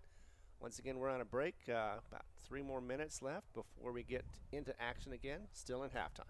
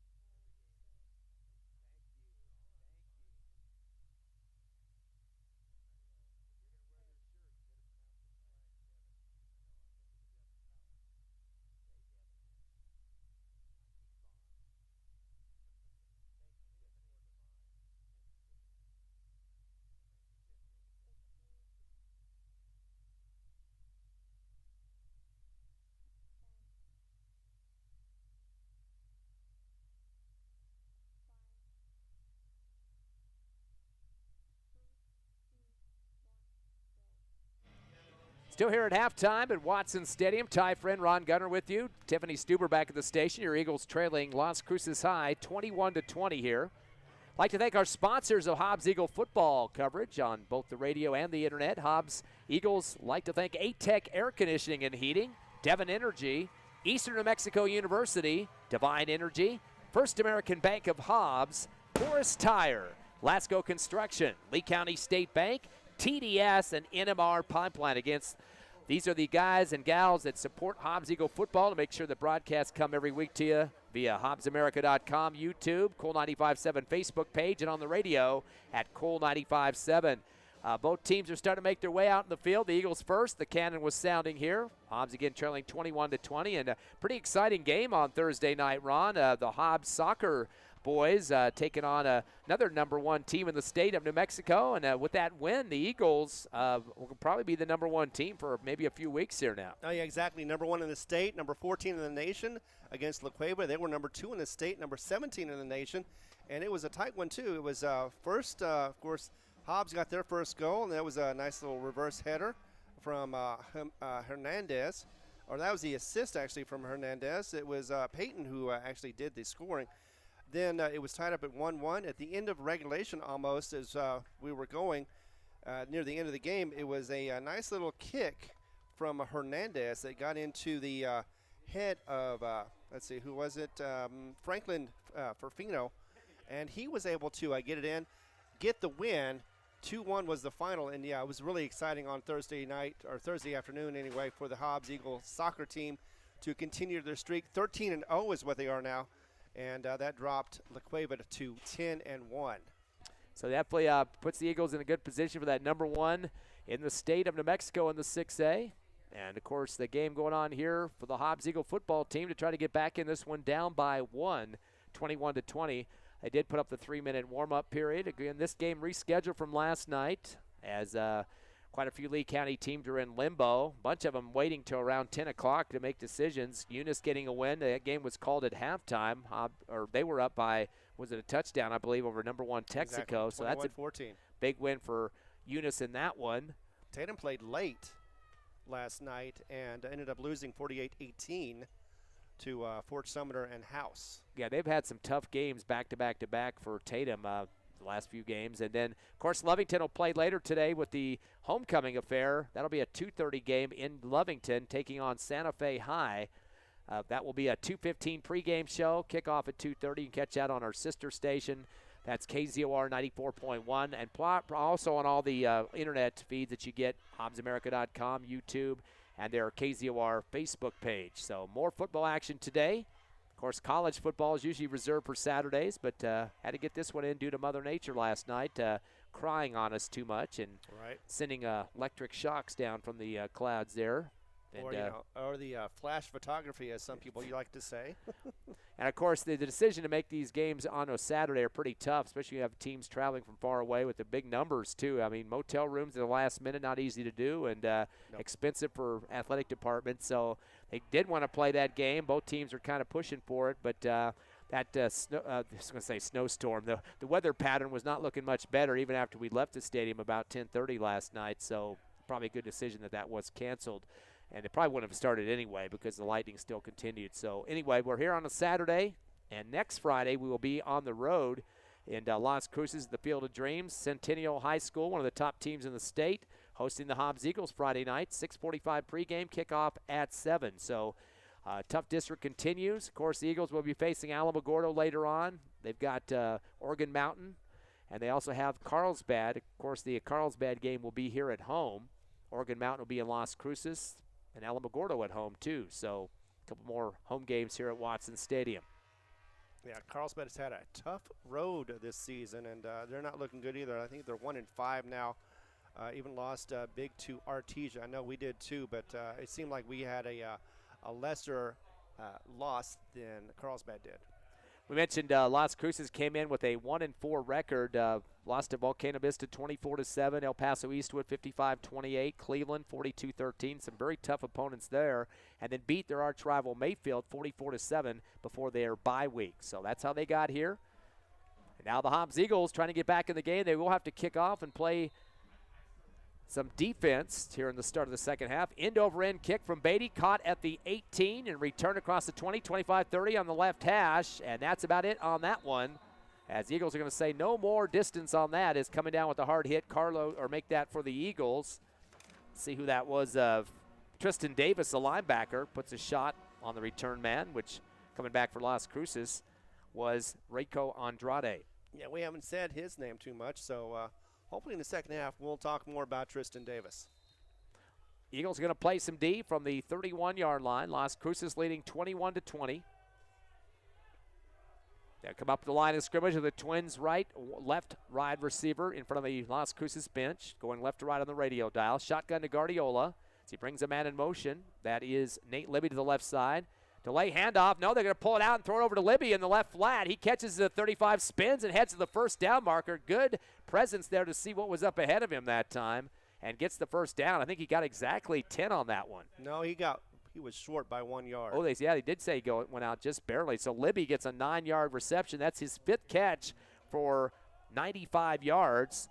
They are 9 of 16 in the passing game, and a total of 157 yards in passing. Handoff this time up the middle, and getting hit hard at the line of scrimmage, going down quickly, Daniel Amaro. He might have got the first down maybe on forward progress, but it's going to be close. Yep, they're going to give it to him. So 1-yard run for Amaro. He's got 10 carries for 90 yards now, 9 a pop, and the 9th first down now for Las Cruces. Well, right up the gut that time. Putting a stop on him for the Eagles. A bunch of guys jumping in on that pile because they knew he needed a short distance on that one. And that original hit by Kenyon Johnson, the outside man, defensive end on the right for the Eagles. Yeah, that line just pushed that pile forward and it was able to get that first down. 1st and 10 for the 41. Man in motion left to right. Makes the Twins right. Receiver left. Guardiola gets a shotgun. Back to pass. He's going to throw it down far sideline. A fade route, but a spiral going to go way past Libby up about the 20-yard line. Nice thrown ball in terms of the spiral action there, but a little bit too much distance, about 10 yards past the receiver. Yeah, plus I believe even if you would have been on target, it would have been out of bounds anyway, so it wouldn't have mattered, but still. Nice trying to catch the Hobbs Eagles napping or sleeping on that one. Manuel Murillo, the cornerback, was shoulder pad to shoulder pad with him, so good coverage by the CB for the Eagles. Now Las Cruces 9 of 17 in the passing game. 2nd down and 10 now from the 41-yard line. Cruces still behind their 50. They'll send the 2 receivers left, 1 right. In the backfield tomorrow, the tailback, and Guardiola, the QB. Shotgun snap. Takes it out of the gut of Amaro, throws it down the middle, post route, caught at the 30, spin around, and is drugged down to the 27-yard line. And that was a nice gain for the Bulldogs, but that was stopped. One of the players was Del Madison, who stopped that for the Hobbs Eagles. They thought it was Winnicott for a 34-yarder that time. We'll move the chains. 10 first downs for Las Cruces. Now 10 of 18 in the passing game. Seem to have some confidence now for their passing game as they're hitting more passes. At the 26 of the Eagles, middle of the field, it's 21-20 Las Cruces, 10:40 left here in the 3rd. Eagles going to load up the box now. They have 6 in there. Shotgun, or actually direct snap to Amaro on the right side. He kind of waits a second for blocking, gets across the 25, extending towards the sideline. Might have got about 4 yards. As coming up underneath the pile for the Hobbs Eagles, getting big there, Kenyon Johnson once again. Coming from the right side of the line to the left to make the tackle. They're going to give Amaro about, looks like 2 yards on that one. Yep, a short 2, but still a hard-fought 2 He's for got Amaro. He's got 11 carries now for 92 yards. Again, we had a triple-digiter in the first half for the Hobbs. Armendariz, 110 yards on the ground, but they haven't had their first possession here in the second half. 2nd down and 8 now from the 24. Right hash. 2 receivers right, 1 left. Back in shot is Guardiola. Actually, no, they got, I believe they moved in that other quarterback. And it's going to be Amaro getting the snap, though. He throws it down the right side of the end zone, waiting for it, and the catch. It's complete for the touchdown. That will be a 27-yarder as the reception on the right side of the end zone as the catch is made, and that will be pulled down by Francisco Winnicott. Yeah, that was a nice trickery play right there. Didn't see it coming. Oh, wait, there's a penalty marker back in the 19. That was Amaro that got the direct snap. They had brought in that backup quarterback from last year, Matthew Lashley, but he did not get the snap. And there's a penalty still that might have been against the Hobbs Eagles sideline because it's not affecting the PAT here. Right. Whitecap is talking to Coach Stevens now at the 20-yard line. So a 27-yard pass reception for Winnikoff to extend the lead to 7. So the penalty marker is still on the carpet here. We're still waiting to see the call. Unsportsmanlike conduct. Oh, that's against the Eagles. That will be, I'm sure, wait to have it during the kickoff because there's no reason they would need to have half the distance on a PAT.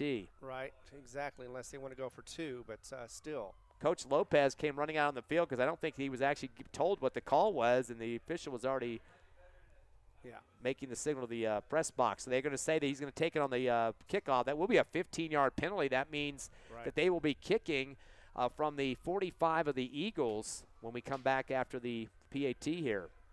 So touchdown goes good for Winnikoff off the throw from Amaro. Amaro not the actual quarterback in this game, but he's the tailback to let it heave. Wait for the PAT here from Dalen Walter. The kick is up, and it is good on the right side. 9:43 remaining here in the third. It's Las Cruces 28, your Hobbs Eagles 20. We come back in 30 seconds on the Hobbs Eagle Network.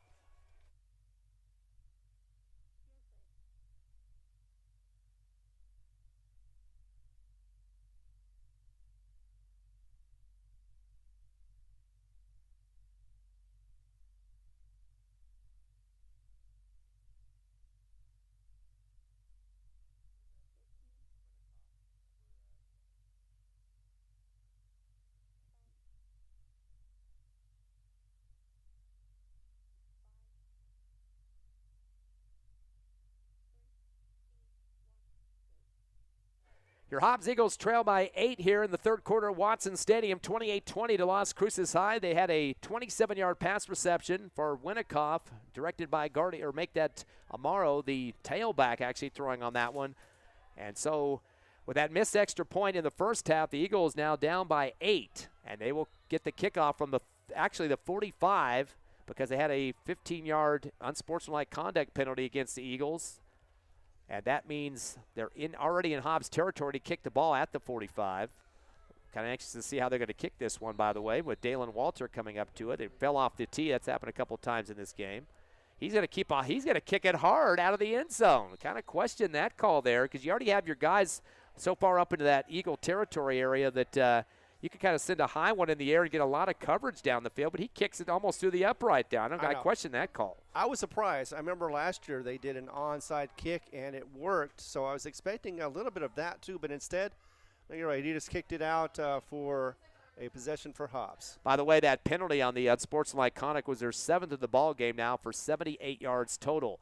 20-yard line will be the Eagles now on their possession here to start the second half, trailing by 8. Twins right, receiver left. Give the ball up the middle to Armendariz. Meets the wall and is pulled down hard forward, though, by Caleb Lewis, the defensive end. They gave him maybe an extra yard on the play, aided by the Las Cruces Bulldogs. That will be maybe about a 2-yard pickup there for Armendariz. 9 carries for 112 yards so far here in this ball game. Second down and 9, make it 8. Twins left, receiver right. The ball at the 22. Shotgun. Callaway back to pass. He wants to loft it out to the far sideline over the shoulder. Comes out the fingertips high in the air. Knocked out of bounds, though. Incomplete. Going up high for it was Hawkes about the 42-yard line in front of the Las Cruces bench. Incomplete, though. Hobbs is now 10 of 14 in the passing game. They had 142 yards in the air in the first half. So 10 or 14. Oh, yeah, okay. I was going to say that was their first mistake in a while, but that was their first, of course, incomplete pass in the second half. They're down at 8 now from the 25-yard line. Yeah, they marked the ball up to the 25. The referee had it at the wrong spot. He had to back it up to the 22 as he realized what the situation was there. Right. Make it third down and 8 from the 22. Twins right, receiver left. Eagles going to bunch their receivers up on that right side. Callaway drops to shotgun with a left slot. As Armendariz back with him, bring a man in motion. Hawkes right to left. Give him the handoff. Coming around the left side. 20, 25. Tries to cut back and is brought down. He is getting positive yardage out of it. 3 yards across the 25 5 to the 26. So 3 for Jaquez off that slot reverse. He's got 3 carries for 16 yards, but puts Hobbs in a bad position.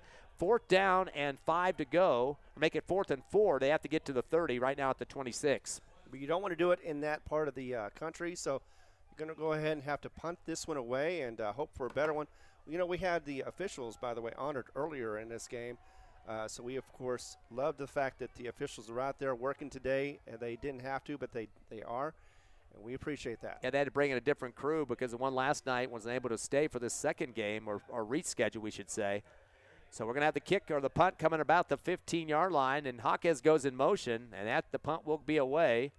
Ooh. It's a high one, and it's going to drop at the 45. Still in Hobbs territory, though, and going to roll out to the 47-yard line. That coming off the foot of Brock Beatty, the sophomore punter and kicker for the Eagles. That gives Las Cruces some real good field position, Ron, knocking at the door again at the Eagle 46. Just got up by 8, 28-20, their biggest lead of the game, and now getting the ball back. Not sure if kicking against the wind did that, or maybe it was just a bad kick. Either way, not a great possession for Hobbs, 3 and out, and then having a punt, and not getting a whole lot of distance on that one too. So yeah, and already Las Cruces is in Hobbs territory.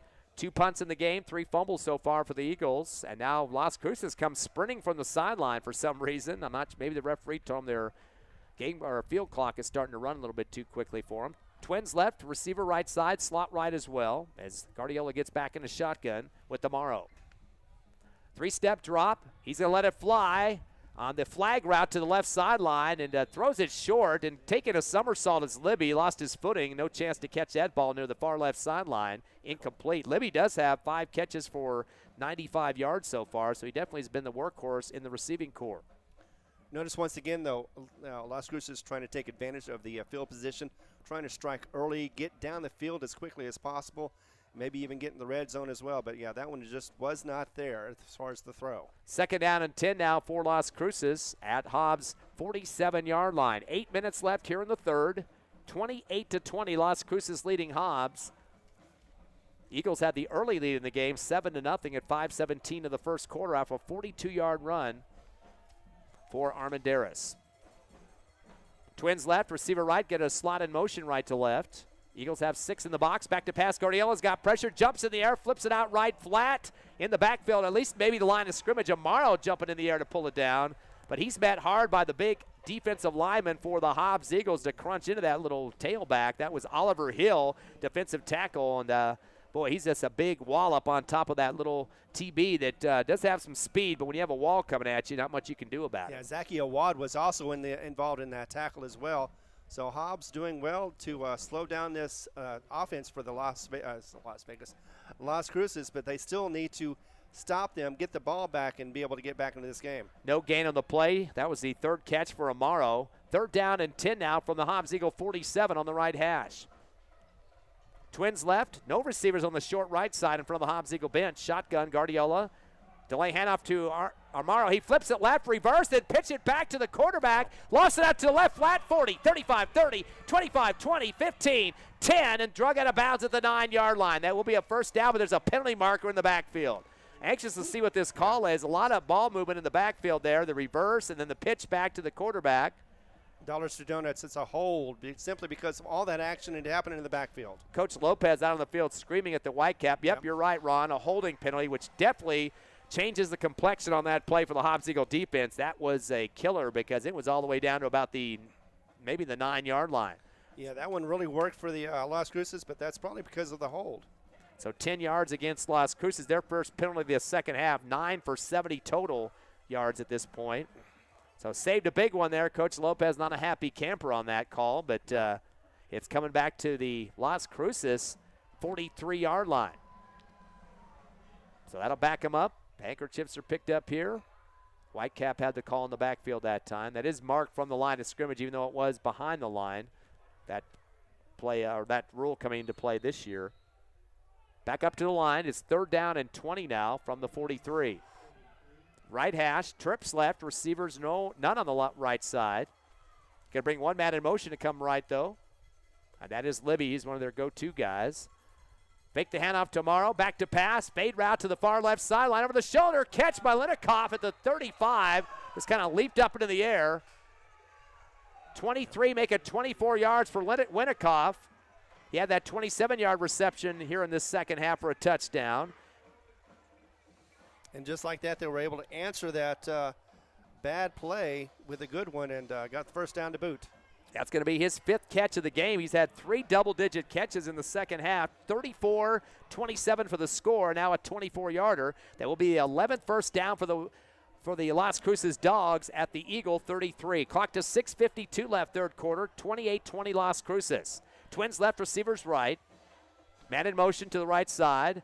Fake the handoff to Amaro, throw the screen to the right to Libby. He's in the backfield, breaks a tackle, tries to cut back to the middle, and is brought down to the 35-yard line. So that will be behind the line of scrimmage by 2 yards. Big pile up on top of him, and Libby got everybody on top of him. Oh, we got extracurricular in the pile. A lot of pushing and shoving going on. And the man that made the tackle was underneath the pile there, and he was trying to get off of it as well. Let's see who that was. They're going to send him off to kind of get himself thinking a little bit here. And yeah, that was Tristan Davis. So I'll make it. They're going to give him a 1-yard loss on that catch by Libby. Oh no, it's Cameron Hernandez who came off the field. Ball marked to the 34-yard line. Second down and 11 for Las Cruces on the right hash in Hobbs territory with 6 minutes and ticking in the third. An 8-point lead for Las Cruces. One of the receivers got out of whack there, was starting to run across the field and came back, and now Coach Lopez says too much confusion out there as one receiver on the right side was starting to run to the left and then stopped, got called back to the right side, and then Coach Lopez says complete dysfunction. We're going to need the timeout. 5:54 left, third quarter, 28-20 Las Cruces. We're back live in 30 seconds on HobbsAmerica.com, YouTube, and on Cool 95.7.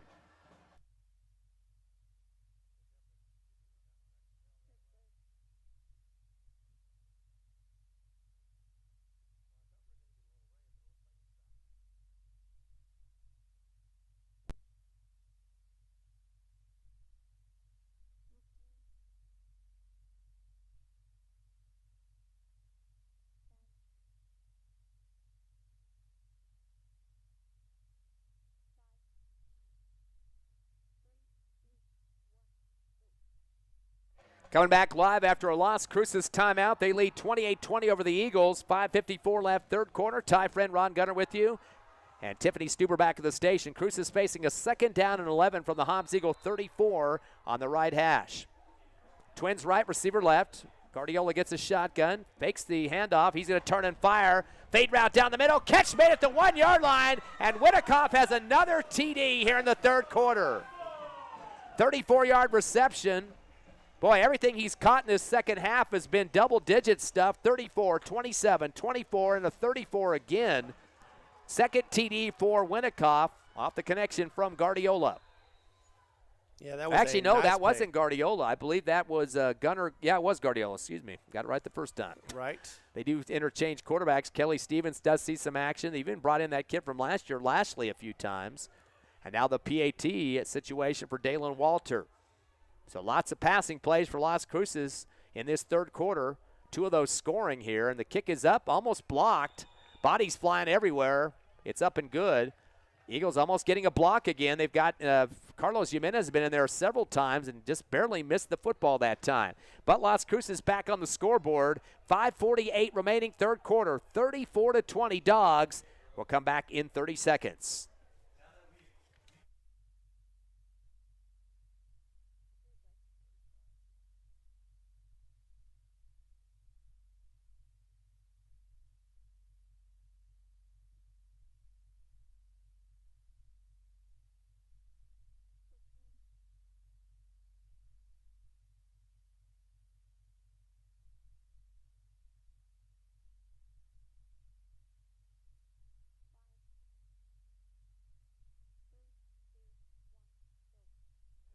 Back-to-back touchdown receptions for Winnikoff for Las Cruces. Big-time scoring for him as well with the double-digit catches, 27 and 34, make it 35-20. Hobbs Eagles secondary getting beat hard in the middle, deep, and that's starting to cost him with some scores for the Dawgs, Ron. It definitely, it wasn't even turnovers at this point. It's just the fact that they need to stop that offense for the Las Cruces. Haven't been able to do that. Need to find the reason why. Kickoff coming, deep, end over end, going to sail towards the end zone, hits towards the back line. That's happened a couple of times in this game, so No chance for a return. Back deep for the Eagles was Saul Armendariz. He's going to be back there again for the offense. They come out on the field down by 15, so it's kind of a do-or-die situation. Get some momentum back here and try to get some points up on the scoreboard. Last time the Eagles scored was back late in the second quarter, a 48-yard run for Armendariz, but Hobbs got their PAT block, so that's why a 15-point differential instead of 14. Yeah, and it is still, though, still like less than 6 minutes left in this third quarter. Plenty of time, no need to panic. However, they do need to do something right now like as far score. as getting momentum. Twins left and right, shotgun. Callaway hands it off to Armendariz. He got a flag at the line of scrimmage. He gets bounced back, and now he's going to get thrown down to the backfield. Big 3 or 4 guys on top of him. Wrap up initially by Julian Lopez, the DB, but we got a flag right at the line, which is not in a good spot. Usually a hold is going to be called from that position. Yep, holding against the Eagles, 10-yarder. Big bear hugs going on there. That's going to be the 8th penalty of the ball game for 88 yards for the Eagles. It's almost a whole field worth of penalties. Most of those coming in the first half, though, 6 for 63. Yeah, you don't want to start deep in your own ends or deep in your own territory and then get a penalty on top of that to back you further and cause even more problems. Umpire started marching the wrong direction there and had to do an about face and go the other way, backing up the Eagles. Coach Stevens would have been happy with the initial way he was going. Back at the 10-yard line now, we'll bring up a 1st and 20 for the Eagles. As they get reset, they're all looking at the sideline now to get the call from Coach Stevens. Callaway has a few words for his lineman as he steps up, now backs up to the shotgun zone. Back to pass. He's going to stay in the pocket, throw the out route, and over the head of the intended receiver at the 20-yard line, is jumping up high in the air as he could go, was Deshaun Franklin, incomplete, right to the Hobbs Eagle bench. Hobbs now 10 of 15 in the passing game, have not completed a pass yet in this second half, although the leader right now, Hawk, has 6 catches for 39. Of course, Rodriguez had that big 80-yarder at the end of the second quarter to get the Eagles back in the contest. Yeah, that pass would have gotten them back to the original line of scrimmage. Unfortunately, though, it didn't happen. 2nd and 20.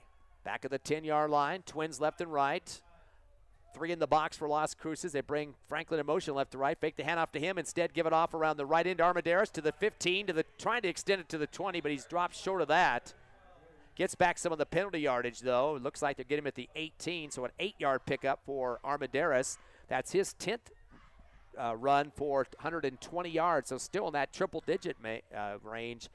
But definitely want to see him get a breakout. He's had 2 big runs for touchdowns, 42 and 48 yards in the first half.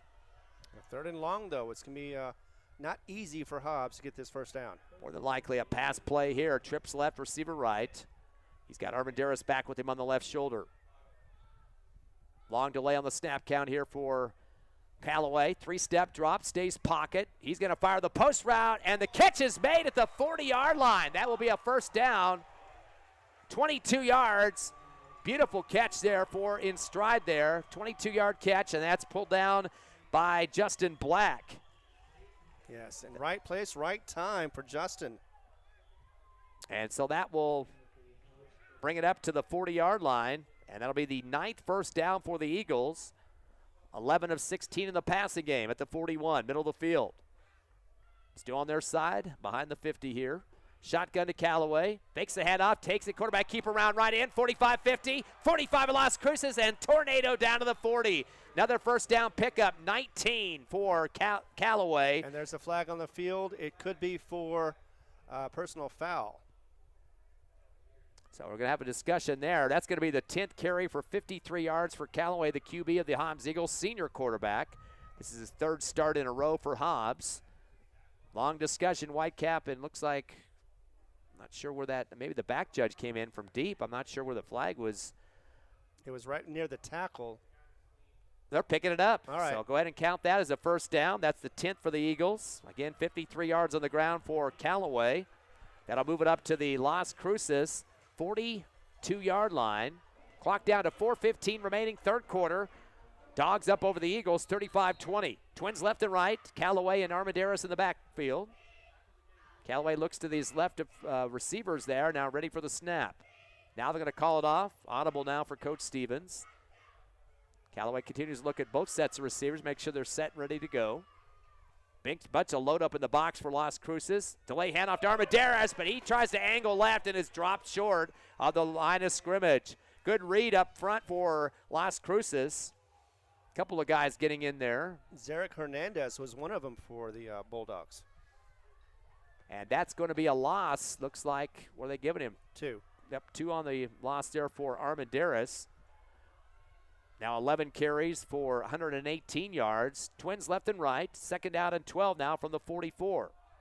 Man in motion right to left is Hawkes. Fake the handoff to him. Give it to Armendariz instead. Heading left around the end. 40. No, he doesn't get to the 40. Ankle sweep from behind. Number 54, who don't have a number on the roster for, might have stopped him from getting the line of scrimmage. We'll see if so. Nope, giving him a 1-yard forward progress for Hawkes. 7 carries, or correction, that is the 4th carry for 17 yards for Hawkes coming out of that slot position. Isaac Gomez was part of that stop for the Bulldogs. 3rd down and 9 from the 41 of the Bulldogs. Shotgun, 1-step drop, going to let it fly. It's a wobbler down to the 10-yard line. And just up for grabs that time. Dropped short of Black, who was in stride, but had some good defense on him too. Shoulder-to-shoulder pad that time. And staying with him was Xavier Udero, the DB. Incomplete on the pass, though. And now decision time. It is 4th and long. Does Hobbs go for it? Looks like they are. 4th and 9 from the 41 left hash. Again, they're trailing by double digits with 2:58 left, 3rd quarter. 35-20 Las Cruces. Dawgs come in 1-4. Eagles at 2-3, but both teams 0-0 in the district. Trips right, receiver left. Callaway, deep breath, takes a shotgun snap. He's going to fire down the middle. Post route high up in the air. Gets deflected. 2 defenders getting a piece of it. Hawkes trying to get up as high as he could, but a couple of guys taking a swipe at it. Dalen Walter and Isaac Gomez in the secondary for Las Cruces. And that time, and that happened in the first half, remember Rodriguez cut that long 80-yard pass, but it was when Hawkes got caught in traffic, which he did there again. Right, and that was lucky, although they were going to lose the ball either way because of downs.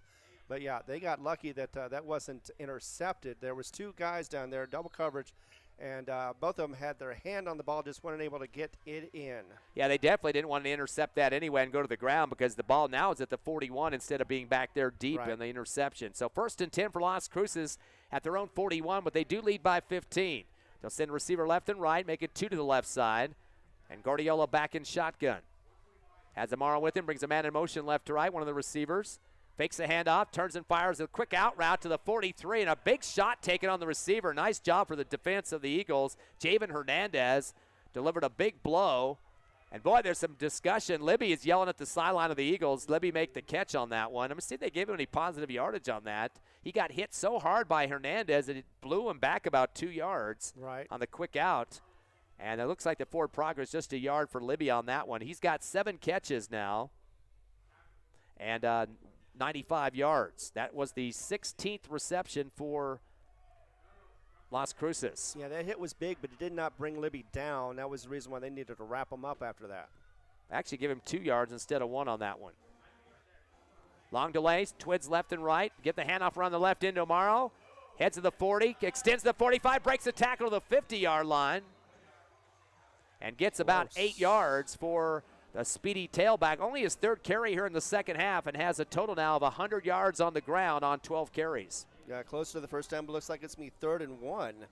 So right at the 50-yard line, midfield with 1:43 left, 3rd quarter, 35-20 Las Cruces. Shotgun Guardiola, handoff up the middle, met in the backfield. Good read for the Eagles, and that might not even be getting back to the line. Coming in hard for the Eagles from the secondary. Zayden. Yes, Zayden McPherson, the linebacker. And no gain on the play for Amaro. 4th down and short. Las Cruces is going to go with the hard snap count to see if the Eagles will jump off to give them a freebie here. 4th and about a yard to go from the 50. Las Cruces is going to wait, look over the sideline to look at Coach Lopez. See if they want to change a call here. Twins right, 1 receiver left, slot left. Hobbs jumping offside. They bit the bullet on that one, and the guy that did it jumping on the right side of the defensive line for the Eagles, Cameron Hernandez. He was moved up from linebacker to the line, and he got off count and ended up getting that 5-yard penalty, and Las Cruces gets a gift on that one, Ron. Yeah, they had about 18 seconds on the play clock, so there was plenty of time. You knew that Las Cruces was going to try to get them offsides, and unfortunately it did work. Yeah, Hobbs jumped. 12 first downs now. That's going to be the Eagles' 9th penalty. 93 yards, penalized almost a football field so far. First and 10 from the Hobbs Eagle 45. Clock running with 1 minute remaining here in the third, and a 15-point Las Cruces lead to open up district. Twins left, receiver right. As waiting for the shotgun snap, Guardiola. 4 in the box for the Eagles. Man in motion left to right. He'll do the fake to him, fire the out route. It throws it behind the receiver. And boy, we got a fight is starting on that 50-yard line. A big helmet flying everywhere. Fisticuffs going on. Incomplete pass, but they're going to have to try to clean this thing up. They seem to do a pretty good job. They've broken up the fight. Everybody's away. Now the refs are together. They're going to talk about this for a moment to see what they're going to call. Yeah, the helmet flying off towards the line of scrimmage. The pass was downfield, so it really wasn't anything to do with the reception attempt there. And yeah, if the where's the flag go? That was a white hat or white helmet. So if he threw it, then that is a penalty right there. That's unsportsmanlike conduct. Going against Hobbs, they called the penalty personal foul against the Eagles. So 15-yard penalty. Maybe somebody ripped his helmet off. That's probably what happened. The helmet bounced, but it might have been ripped off the player's head, and that's the only thing I could think of on that far sideline. Right. So that's another shot in the foot because, again, they stopped the play. It was going to be another down, but instead, now it's going to be a new set of downs, first down and 10 for the Bulldogs, and now they're at the 30 of the Hobbs Eagles. 108 yards in penalties so far. That's their fourth penalty of the second half for 45 yards. Moves the chains for Las Cruces to the 30 of the Eagles on the left hash. 13th first down, and 59 seconds left third quarter. Twins right, receiver left. Guardiola in shotgun sends his slot to the right side. On the motion, now back to the left, just keeps sliding back and forth. Guardiola wants to take it himself. Left hash, 30, 25, 20, 15, 10. Gets knocked down at the 7-yard line. So a 23-yard pickup for Guardiola. That's his biggest run of the game. He had a 9-yarder in the first half. Moves the chains again, 14 first downs, and now at the 7-yard line of the Hobbs Eagles on the left hash. And, boy, you don't want this game to get into a 22-point margin. No, and there's a chance that Las Cruces has already scored 21 in the second. They could score 21 in this third quarter as well. Yeah, they had some consecutive scoring going on. They had the 2 catches by Winikoff, 27-yarder and a 34-yard pass reception. They had Lashley a 5-yard run earlier, 20-yard pass to Libby in the second quarter, 48-yard run for Amaro. And here we got a first and goal from the 7. That slot keeps sliding right to left. Handoff to Amaro. He's going to bounce back to the right side of the 10 to the 5, extends outside and gets into the end zone. 7-yard run, and the Hobbs Eagles are going to have to dig themselves out of a big hole now. Amaro with his second rushing touchdown. We got the calling coaches up here in the box going off the deep end here, excited about another score for the Dawgs as the walls start to shudder here in the top of the press box. As Amaro, again, his second touchdown and extend the lead, pinning a PAT.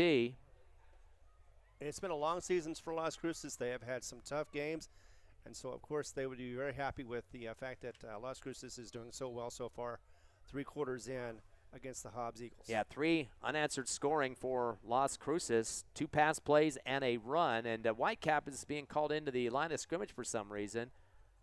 Oh, they first were putting it on the right hash. They're going to elect to move it to the middle, I believe. Yep, that's where they're going with the umpire. Going to reset this one. So Las Cruces ready for their PAT, 41-20 at this point, and they're going to go with the kick here. Stepping up will be Dalen Walter, also plays defense, linebacker. Waiting for the snap, long delay. Kick is up, and it is a sidewinder, and just gets inside the right upright. So Las Cruces extends their lead to 22, 42-20. Double plus against the Hobbs Eagles, but they'll get the ball back here momentarily. You're listening live to Hobbs Eagle Football on HobbsAmerica.com, YouTube, Cool 95.7 Facebook page, and on the radio at Cool 95.7.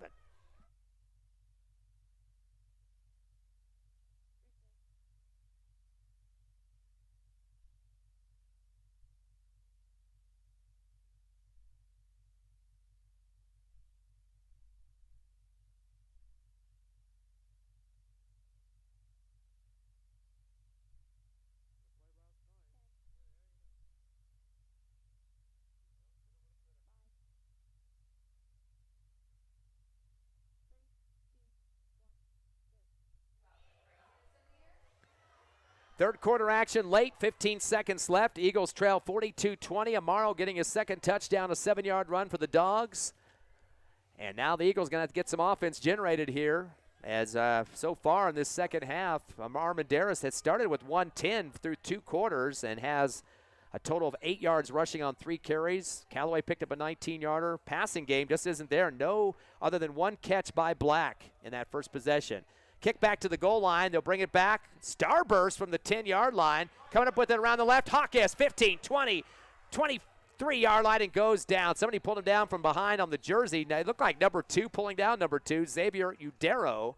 And Hobbs had the ball about the 21, 22-yard line. So 6 seconds left here in the third, and Hobbs down 42-20. And you got to expect the passing game to start lighting up a little bit here. Hobbs only with 1 catch with Black, we mentioned a second ago, but Hawkes 6 for 39 with catches. Rodriguez 1 for 80 for a touchdown in the first half.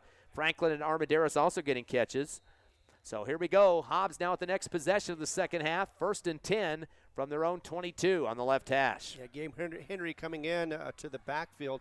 But, you also got to expect a little bit of Callaway running because he's been having some great success getting 10 yards plus on most of his carries. Twins right, receiver left. Callaway waiting for a shotgun. Gives to Henry. He's coming around the right end with his big frame to the 25 and takes down a couple more guys as he gets ahead for positive yardage. That will end the third quarter, I should say. That'll be a 5-yard pickup. Gabe Henry getting his first action in the backfield. And that'll end the third quarter. As we mentioned, there is a player down for Las Cruces. We'll come back to the fourth. 42-20. Las Cruces leading here at Watson Stadium. Back in 60 seconds.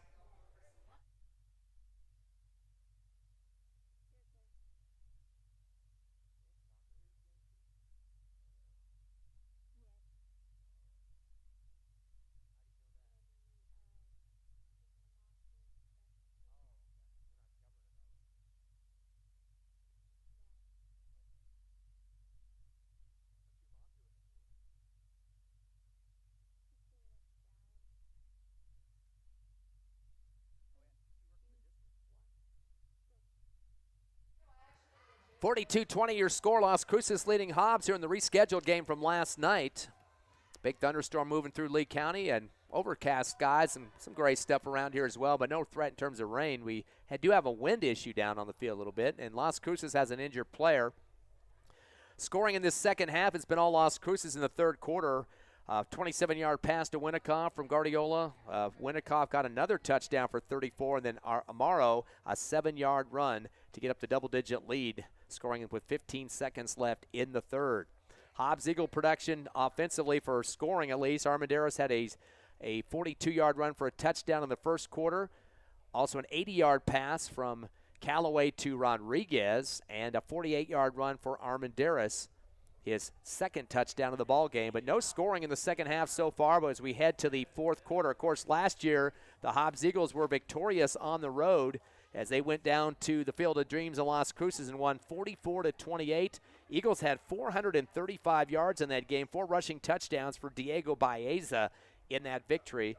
So they definitely were getting things done down on the Bulldogs' home field, and we're trying to get the number of that injured player. You checking that out yet there, Ron? Yes, indeed. Looks like it's could either be Lopez or Lashley. I couldn't tell if that was a 1 or a 4 back there. It is Lashley, yes, you're right. Matthew Lashley, who played this, he was a starting quarterback last year in the loss at home, and it was a defensive player, linebacker in this game, and then also had come in the backfield a few times as well. So it will be Hobbs football regardless. 1st and 10 as they help Lashley off the field from the 28-yard line.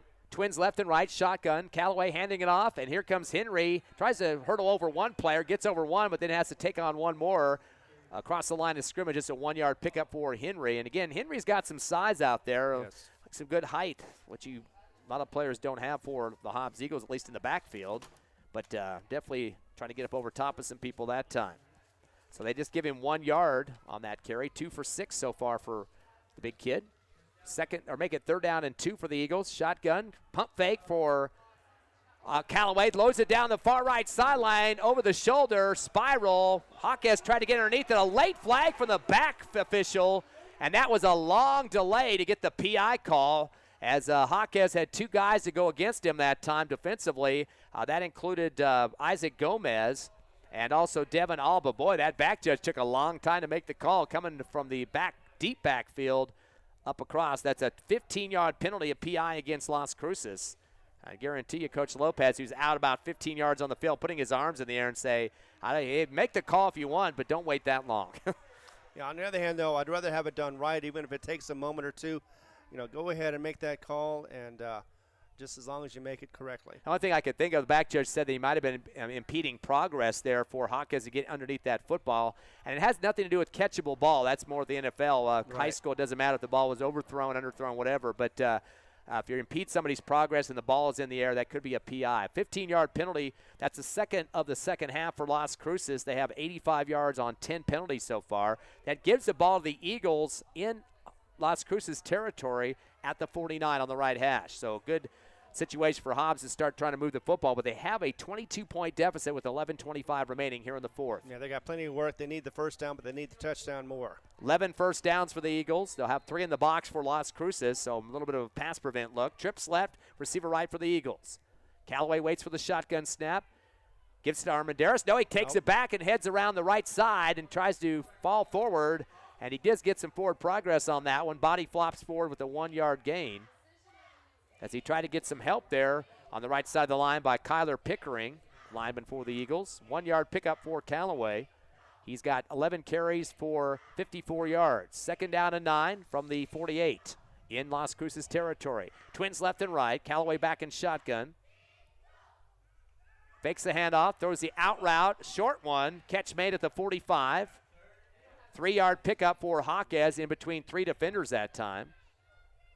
So Hawkes now with his first catch of the second half, 7 total for 42 yards. That will be the 12th reception for the Eagles on 19 attempts. 3rd and short is what we got now. We just need to keep chipping away and get into that end zone. 3rd down and 5, Twins left and right from the 44, the Cruces Dawgs. Back to pass, 2-step drop. Callaway floats right, heads to the sideline, tucks it to the 45 and runs out of bounds, but I believe that's behind the line of scrimmage. So he couldn't really see where he was at on the field that time, just headed to the sideline. And it was a small yard gain, but still it is. No yard gain. They're going to say back to the line. 0 on that one for Callaway. Right. Yeah, and that's going to be 4th down. Yeah, again. they're in Las Cruces territory. And they're at the 44 now. Yeah, they're definitely in 4-down territory, so they're definitely going to go for it. Just need to make sure they can get it so they can continue to move down the field. Looking to the sideline of the Eagles right now to get the play call from Coach Stevens. Twins left, 2 receivers right. Back in shot goes Callaway. Back to pass on a 1-step drop, sliding right, tucks it again to the 45, 40 up the sideline, 35. That will be a first down. Good go-ahead running there for Callaway. Makes a good decision to get out of traffic. He needed to get 5, gets plenty more. That's going to be 14 for Callaway to move the chains for the Eagles. His second double-digit run of the second half. 12 first downs for the Eagles. Smart decision. When you don't see anybody open, then you go ahead and take it with your legs. See the wide opening in front of you and take what you can get. 68 yards rushing on 13 carries for Callaway. 1st and 10 from the Las Cruces 30. Hawkes goes in motion right to left. Give to Armendariz around the left end.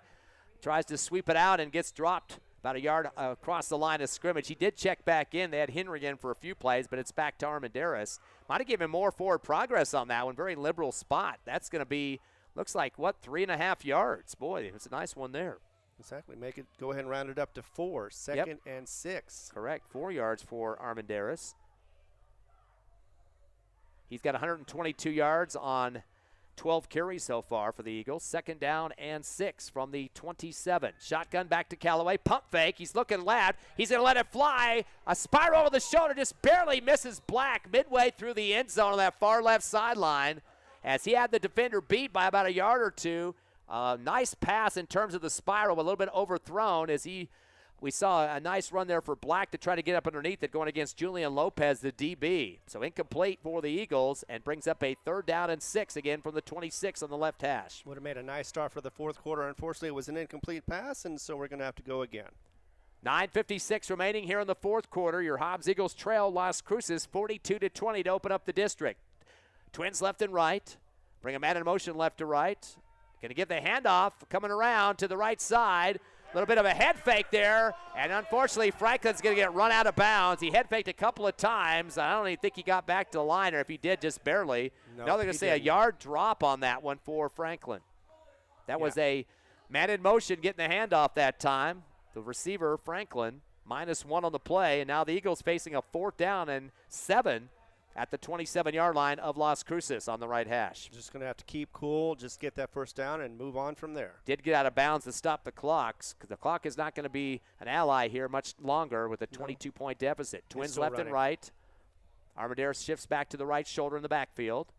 2-step drop for Callaway. This time a spiral to the right side, across the goal line, diving catch. Is it good? They're going to say no. They're going to say he was out of bounds, but it looked like getting fingertip control for just a second in the end zone was Isaiah Rodriguez. He caught that 80-yarder earlier. That one, he came across the goal line, running up the sideline. Ball thrown a little bit ahead of him, stretched his arms out, his body flat on the turf there. So I'm sure he got some air knocked out, but it looked like he had a hold of it, but they're going to, I think they said he was out of bounds on the sideline. Either that or he lost control of it when he hit the ground. Either way, it is an incomplete pass, unfortunately, for Hobbs, not a touchdown instead, and it will go back to the Las Cruces Bulldogs. Eagles have had 2 punts, 2 turnovers on downs, and 3 fumbles. So basically, you could probably say if 7 turnovers if you want to get technical there. The ball went back to the other team. Right. 3 official turnovers on fumbles. But that was all in the first half. Eagles got over that problem, but now Las Cruces is going to run some clock with 1st and 10 from their own 27. They're up by 22. Shotgun, Guardiola going to do a delay handoff. Amaro coming left, 30, 35 to the sideline, 40. Gets a block and gets down to the 44. First down pickup. It'll be 17 for Amaro. So Amaro has had a total of 6 carries in the second half. So Hernandez was actually the one that stopped him first, and then has some help from Jimenez. 124 yards on the ground for Amaro so far, for 15 total carries. Does have the 2 rushing touchdowns as well. That will be the 15th first down for the Bulldogs. They have it at their own 44, leading 42-20 with 8:25 remaining in the game and ticking. This is the first game of district. Of course, Eagles on the road in Las Cruces next week, taking on Centennial Friday night, 6:45 pregame show. Twins right, no receiver left for Las Cruces. Guardiola taking a long time on the snap count, brings a receiver in motion right to left. He stops at the line. Delay handoff to Amaro, waits his time to the 40, 45, pulling the pile forward, and just puts his head down and goes forward. Yeah, got about 4. Yep, looked 4 like yards. 3 to 4 more yards after the initial hit.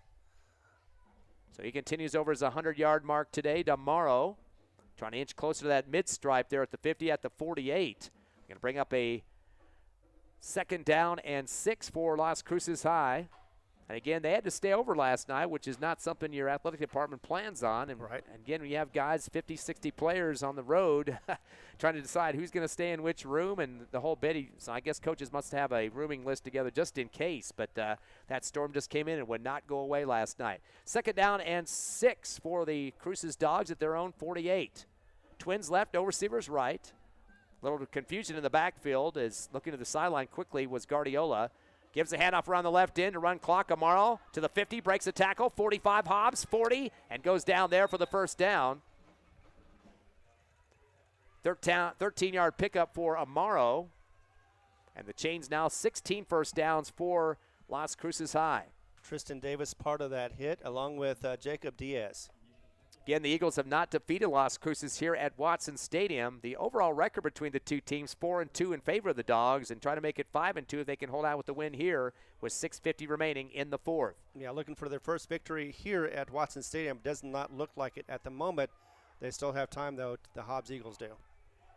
First down and 10 from the Eagle 40-yard line. Las Cruces ball on the left hash. Twins left, receivers known to the left side, or receivers right, I should say, none to the left side. Guardiola gives it again to Amaro. Headed right, then try to cut it back, but there's a flag at the line of scrimmage. Probably a hold call there. Big pile up. Take a few seconds to unravel all these guys. Yeah, it came from the defensive end, so yes, most likely, though, could be a offensive hold. Initial wrap-up by Zayden McPherson, the linebacker for the Eagles. Yep, holding penalty against the Dogs. That's their 3rd penalty of the second half. Total of 95 yards on 11 flags so far for Las Cruces. Both teams have cut back on their penalties in the second half. There were 6 for Hobbs in the first half, just 4 in the second half. 8 for Las Cruces in the first half, 3 here in the second. Yeah. 6:25 remaining here in the fourth. And a gray cloud day here in Hobbs. Bunch of water hitting the turf and grass all over this town in Lee County last night. I know some power outages. I think you were a victim of that last night, weren't you? Yeah, I was a little concerned that maybe I wouldn't be able to wake up in time with my alarm, but it did come back, and so it wasn't nearly as a problem as I thought it would be. Back of the 50-yard line, the Dawgs, 1st and 20. Again, leading 42-20 here over Hobbs. Hobbs going to load up the box, 6 there right now on defense. Receiver left and right, 1 each for Las Cruces. They're just letting some clock run here to the last second here. Field clock down to 17. Coach Lopez says, just hold your water here, guys. Receiver left, receiver right. Shotgun coming for Guardiola. Hands it off. Here comes Amaro again. Kicks it outside. Back pedals to the 50. Head to the sideline, putting his head down. I think he stayed in bounds. Yes, he did. That was a smart move to get down before going out. That'll be a 4-yard pickup for Amaro. Took a 1-yard loss and made it into a 5-yard gain, but still plenty of yards to go for that first down. Down at the 45-yard line, left hash. Clock under 5:40 remaining in the contest. Again, Lovington Wildcats have a game this afternoon, homecoming at their stadium there, the Blue Turf. That'll be a 2:30 game. 2:15 is the pregame show. That'll be on our sister station on the radio, KZOR 94.1. You can also go to HobbsAmerica.com like you are with this game, possibly. Cool 95 or the KZOR 94.1 Facebook page, and also YouTube. 2nd down and 15 for Las Cruces, and Coach Lopez wants to talk to the troops. Timeout, Dawgs. 5:13 remaining here in the fourth. Las Cruces 42, your Hobbs Eagles 20. Come back with us in 30 seconds on the Hobbs Eagle Network.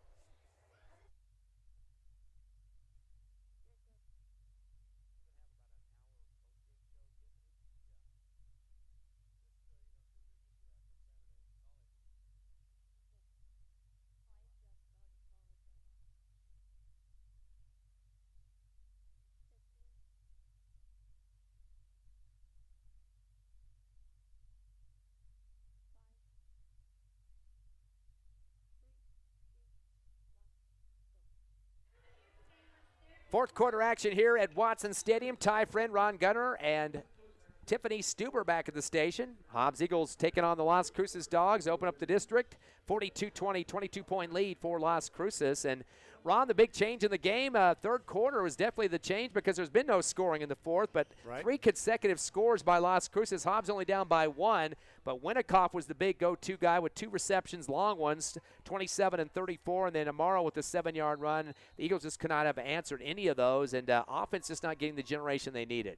No, they are not, and that's unfortunate. Just bad timing. Of course, never a good time to have a stall. 2nd and 15 from the 45. Back to pass after the handoff to Amaro. He's going to let it fly down the far right side, up for grabs. Kind of an ugly duck throw that time.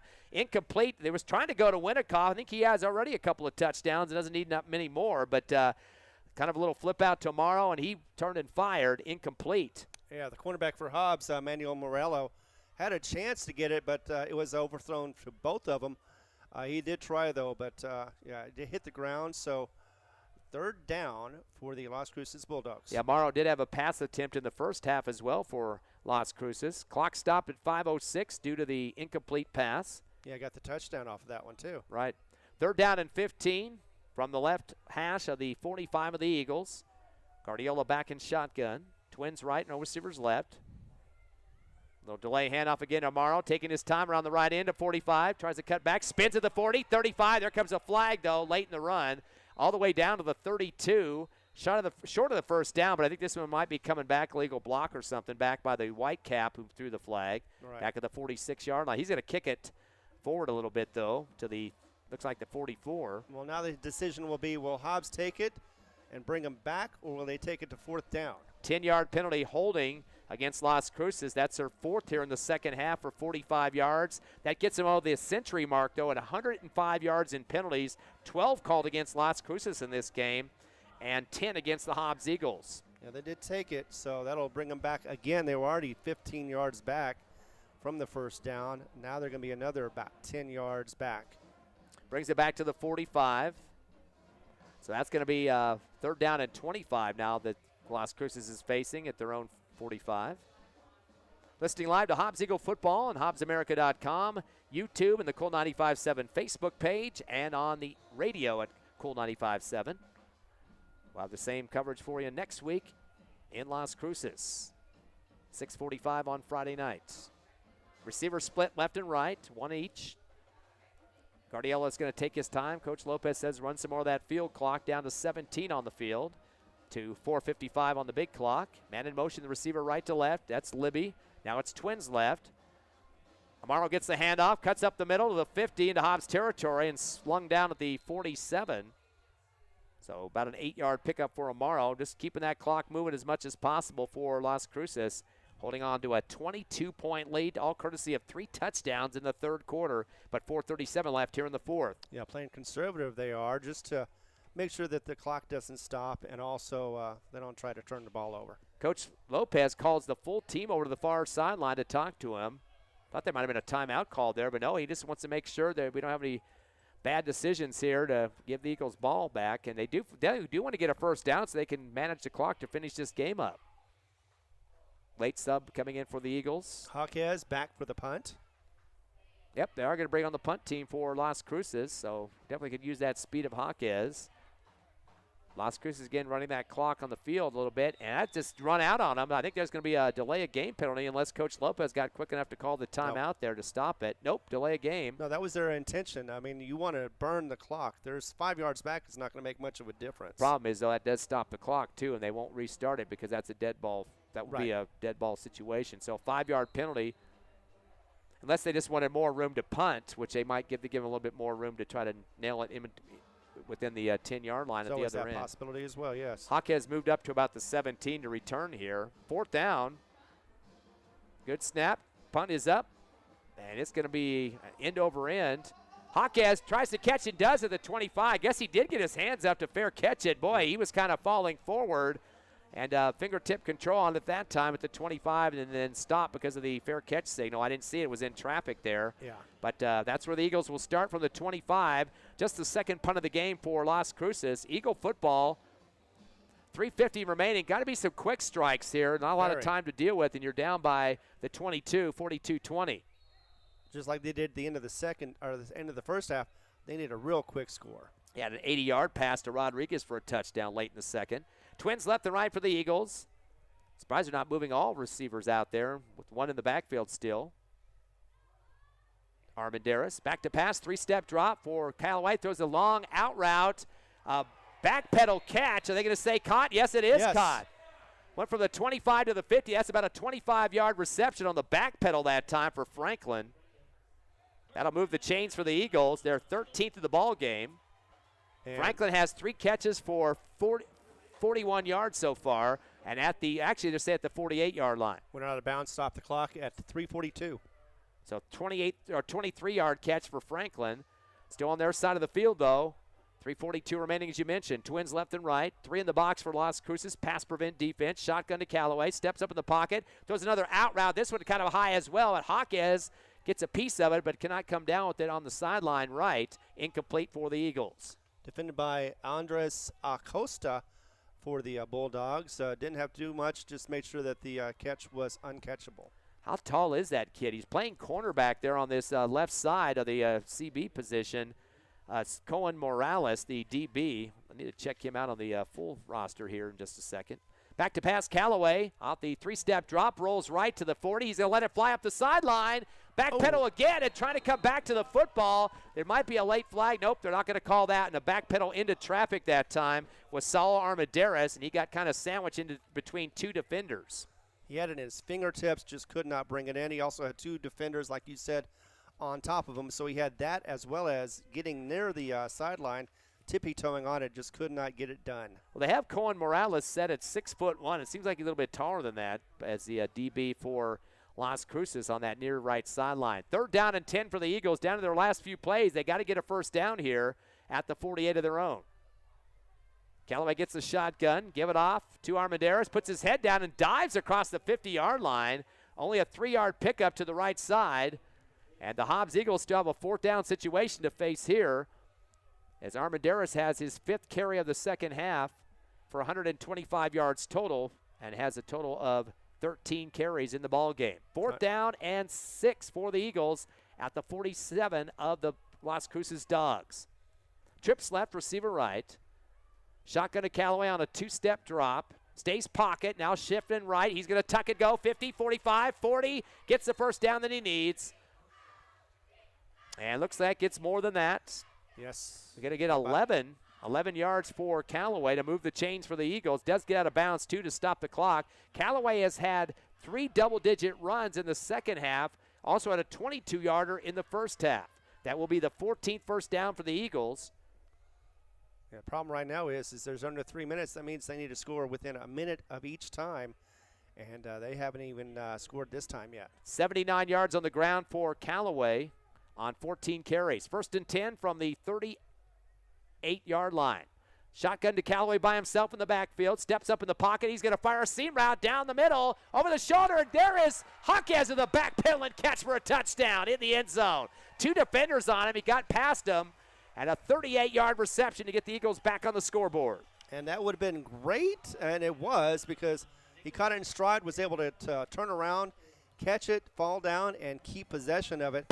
So those are the key things right there for a score. Quick, as we said, hopefully quick enough, because they're going to need the ball back real soon. Definitely going to see an onside kick here in just a few seconds. 42-26. Hobbs going to get the PAT team out.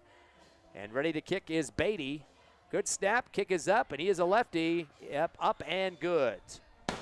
2:45 remaining as the cannon sound here at Watson Stadium. Eagles back on the scoreboard, 42-27. Your score, they do trail by 15, but we'll be back in 30 seconds on the Hobbs Eagle Network.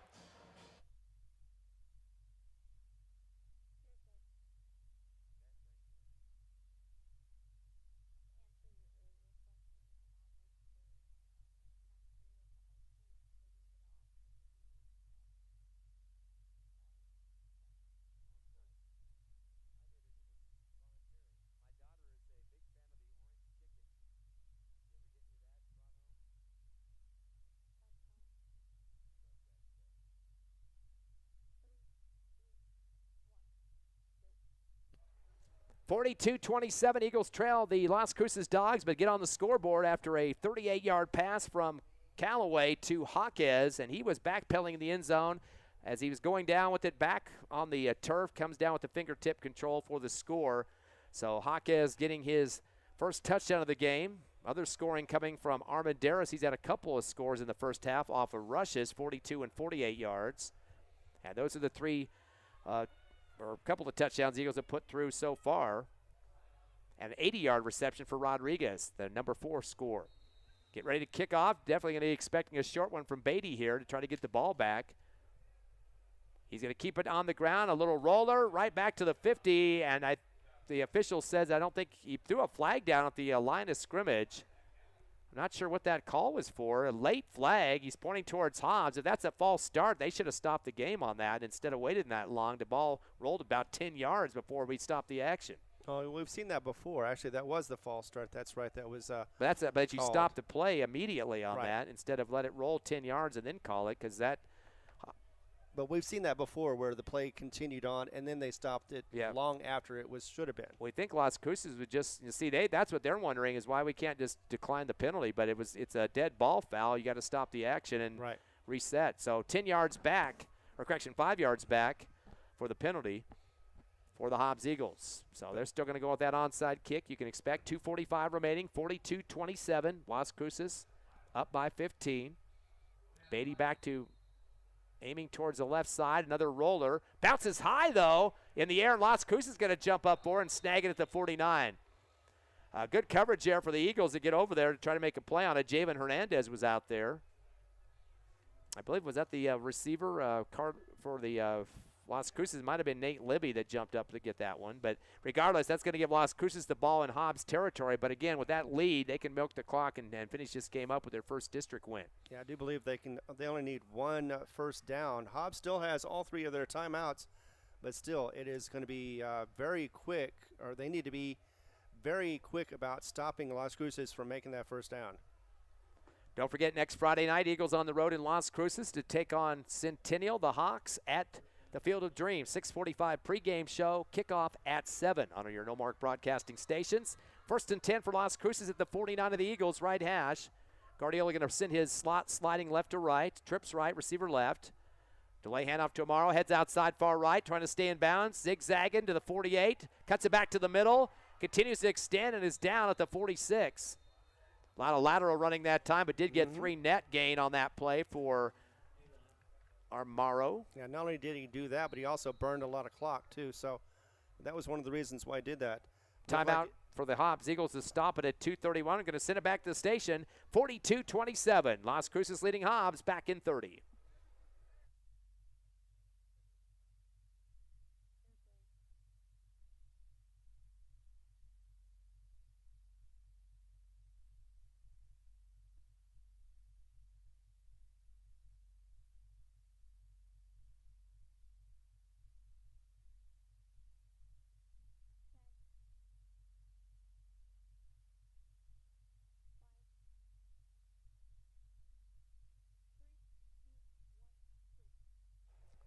Down to 2:31 left here at Watson Stadium. The rescheduled Hobbs-Eagle game against Las Cruces High. The Dawgs leading this one 42-27 after an Eagle timeout. Cruces back up on the football, 2nd down and 7 from the Eagle 46-yard line. Timeout situation for the Hobbs Eagles down to 2. So they can burn the clock or stop the clock a couple more times. The Eagles going to put 5 in the box for the defense. Slide that slot for the Las Cruces right to left. Twins right, receiver left. Handoff around the right end to Amaro. Heads outside to the 45, 40, 35 to the side. And he is pushed out of bounds. That will stop the clock, but will get a 1st down as well. So it looks like they're going to give him about 9 on that one, make it 10. So Amaro gets the 1st down. That'll be the 17th 1st down for the Dawgs in this game. And it'll bring the ball up to the 34 of the Eagles. So that just guarantees the fact that Las Cruces needs 1 more 1st down. They could bring it down. It'll be probably under a minute if they don't get the 1st down, and that will. Why are they running the clock there? It looked like he definitely got out of bounds, did he? Got slammed out of bounds, and they started the clock up again. Timeout for the Eagles. Now they're going to have to burn a timeout. Right. They probably were wishing they didn't have to because that would have been a freebie, being run out of bounds. Usually that's saving you some time there, but I'm not sure what they said. It looked like the guy got slammed hard out of bounds over on that far sideline. I mean, most of the time it's usually forward progress, but in that case he was going forward, and the forward progress would have gotten him out of bounds. But either way, it looks like it's going to be one of those situations where Hobbs needs to burn their 2nd timeout, and it is down to 2:17 for the game. Well, we're worried in the first half with the fumbles the Eagles had. They had 3 of them. They seem to get that under control, possibly dried out a little bit down there with the big rain last night. But it just seemed like that 3rd quarter definitely in the pocket of Las Cruces with all those scoring, 2 pass plays to Winnicott, Amaro getting a touchdown run too. Eagles did manage a 38-yard pass to Hawkes from Callaway in this 4th quarter. But Las Cruces taking care of the clock management too, and just definitely starting to see some passing working too to that Winnicott kid, one after the other. 1st down and 10 from the Eagle 34. Twins left, receiver right. They'll slide that slot from left to right as well. Shotgun, hand off to Amaro up the middle. Sees a stop sign, then tries to shift left, and then brought down. Maybe forward progress a yard, if that. And he did get to the line of scrimmage and then try to adjust his direction there. And boy, a big takedown there for the Hobbs Eagles that time by Canyon Johnson, the defensive end, as he flopped on the top of Amaro. After they're going to give him a forward progress 1-yard gain on that one. So yeah, that was definitely a nice stop at the line. Gave him 1 yard though, but still, Hobbs doing what they need to. Looks like they're going to save their last timeout for the 3rd down. Yeah, 1:40 and ticking here. Clock keeps jumping 2 seconds apiece, and that kind of a glitch on there. 2nd down and 9 for Las Cruces at the Eagle 33-yard line. Twins right, receiver left. Guardiola waiting for that shotgun. Gives it back to Amaro. Gets in the gap and then tries to slide left. Spins out of one tackler and now heads to the 30. So makes that into a 4-yard gain. Should have been about a 0 gain on that one, but slipping away from the tacklers that time. Finally bringing him down for the Hobbs Eagles was Zayden McPherson, the linebacker. And Diaz Castro had a thing in that too. Stopped it from becoming a first down, that would have been, of course, the end of the game if that would have happened. Hobbs having to burn their last timeout. We'll take one as well. 1:15 remaining, fourth quarter. Las Cruces 42, your Hobbs Eagles 27, back in 30 on the Hobbs Eagle Network.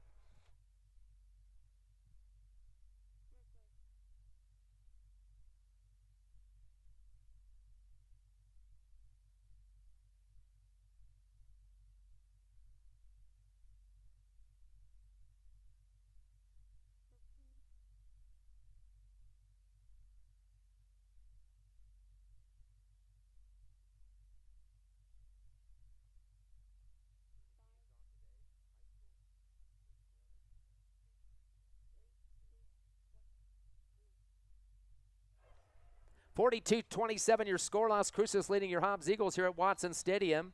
As after the final timeout for the Eagle defense, Las Cruces back up on the line with the Twins right, one receiver left. They have a 3rd down and 6 from the Eagle 20, making the 30-yard line. Guardiola, long snap count here, pulls out of it and looks to the sideline. Going to set up a new call here on the audible. This time takes the shotgun, hands it off to Morrow, sliding left to the 30, 25, and pulled out at the 24-yard line. Needed to get to about the 24, and that's exactly what he gets. 6 yards for Morrow. So good looking ahead for him on that one. That'll be the 18th first down for the Dawgs, now at the Hobbs Eagle 23. Clock underneath, 1 minute left here in the fourth, and a 25, or make it a 15-point lead for the Dawgs. Just need to set on it twice, and that will be the game. Yeah, Las Cruces not used to what happened last year. Only 2 wins on the season, did not make the playoffs, and been a long time since that had happened there for one of the most potent teams before that in the state of New Mexico, along with Mayfield, and now they're different divisions. Kneel down for Guardiola, going to take a 1-yard drop back. Wants to keep the clock running. That should be it, too. It's underneath 25, and that should be all they needed to put this game in the books. 42-27 will be the final in this one, as Las Cruces improves to 2-4 and 1-0 in district. Hobbs will drop to 2-4 and 0-1 in district. Clock running down to 5 seconds here. Both teams in the handshake line as we're wrapping it up from Watson Stadium. Again, the final score, Las Cruces 42, your Hobbs Eagles 27. We'll take a 3-minute break, come back with the Hobbs Eagle postgame show live on Cool 95.7 on the radio, HobbsAmerica.com, YouTube, and the Cool 95.7 Facebook page on the internet.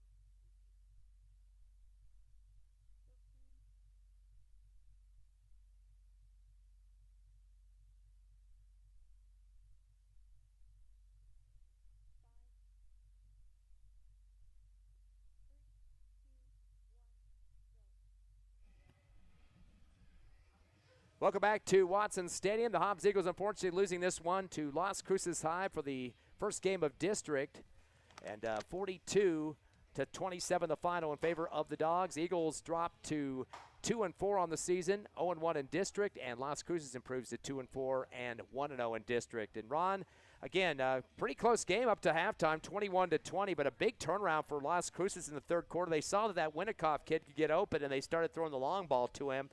27-yarder for a touchdown, 34-yarder for a touchdown, back-to-back possessions.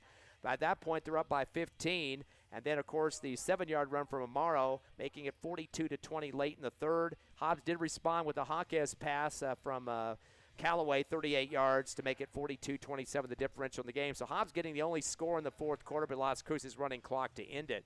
But before that, I mean, it was a big-time back-and-forth battle in that second quarter. Las Cruces getting 3 touchdowns, the Eagles getting 2, and just a 1-point lead at the half. Yeah, and it looked like the first quarter looked like Las Cruces was needing to find their steps. They weren't doing it. Hobbs, unfortunately, though, unable to take advantage of that, only got 7 points. May have been the key factor on that one. Second quarter, of course, as you said, 21 unanswered points from Las Cruces, followed by a third quarter, same thing, 21 points unanswered on that one. And Hobbs just could not find the answer to stop the offense of the Las Cruces Bulldogs, nor could they get their offense of their own started because of the defense that they were presented against. Well, boy, Amaro, the running back for Las Cruces, triple digits today, 25 carries, 176 yards, and pretty even on both halves. He had 89 in the first half, and then the 70 or 87 in the second half. Definitely a lot of running for him. He had a 48-yard touchdown in the first half, a 7-yard score on the ground in the second half, and a lot of double-digit runs in that ball game. So Amaro definitely was a sparkle we talked about in the pregame show, and he did not disappoint, at least for Las Cruces fans, in this ball game. Guardiola, the starting quarterback, had 2 carries for 32 yards, including a long of 23. We also saw the kid that was the starter last year, the QB starter, Matthew Lashley, coming in the backfield a few times. He ended up with 2 carries for 11 yards. So 219 rushing yards in this game for Las Cruces High. Definitely doing some good things there on the ground. Other side of the passing game now, they had a bunch of receivers getting involved in this one. Libby, one of their top receivers of the season, 7 catches for 96 yards. He had a 23-yard reception in the first half for a touchdown. Winnicott, due to those 4 big catches in the second half, 6 catches, 162 yards. Only had 43 yards in the first half, but ended up being with the majority of it in the second, including those 2 touchdown catches of 27 and 34. Amaro, coming out of the backfield, had 3 catches for 19, and that's it for the positive passes. They had a total of 17 out of, 29 attempts in this game for their quarterback, Guardiola. Had Amaro throwing a few of those as the tailback, getting the pitch and pass situation. Las Cruces finishing with 272 yards in the air, just shy of 500 total yards in this game at 491 in total offense for Las Cruces High. They were hit hard with penalty markers, though, 13 for 110 yards, so more than a football field in this game. They punted twice, missed a field goal, and would turn over the ball on downs to the Hobbs Eagles. Flipping the coin to the Hobbs Eagles side of the field here, Armendariz was the leader in the rushing game. He was triple digits in this one, 13 carries, 125 yards. 2 big ones in the first half for touchdowns, 42 on the ground and 48. So he had a very strong first half, very quiet second half, only 5 carries in the second half for 15 yards. So not getting as much touches, but again, another big-time performance there for Armendariz. Owen Callaway, strong running performance today, 14 carries for 79 yards. His long was 22, but had 3 double-digit carries in the second half, 19, 14, and 11. Hawkes coming out of that slot receiver position in motion, 4 carries for 17 for him. And that's pretty much it in terms of the rushing for the Eagles. They finish up in this game in terms of rushing yardage. Where did I put my numbers? There it is, 156 in the game for the rush for the Hobbs Eagles. On the passing department, Hawkes getting 8 carries for 80 yards in this game, or for 8 catches, I should say. Did have a 38-yard reception, and he definitely is one of those go-to guys. He was getting a lot of traffic, though, and getting sandwiched by a lot of defenders. Yeah, he was. And, it's a situation of penalties. A couple of penalties cost. There was one penalty, a chop block, that cost Hobbs a touchdown. I think that was very key as far as the momentum for the Hobbs Eagles. But for the most part, they did clean up their fumbles. They did not turn over the ball in the second half, with turnover as far as interception or fumble, but they did turn over a couple of times with loss of downs. Still, though, Hobbs came out here, tried to fight it as best they could. Defense was struggling a little bit to stop that run, and we knew coming in that Las Cruces was going to come in and run. They have a running quarterback as well as a good sophomore running back, and so I think what they're doing really is just building up a team for the next season or two. They got a sophomore, so he's got 2 seasons. I think junior for the quarterback. So they've got a bright future going on for them at this point. So we were talking right before that about the numbers for the Eagles. I had a miscalculation there. 219 in the running department for Hobbs. We started talking about the passing game. Jaquez, 6 catches, or make that 8 catches for 80 yards. He was the leader in terms of yardage in terms of receiving corps today. Franklin had 3 catches for 39 yards. Black able to pick up a big one for 22.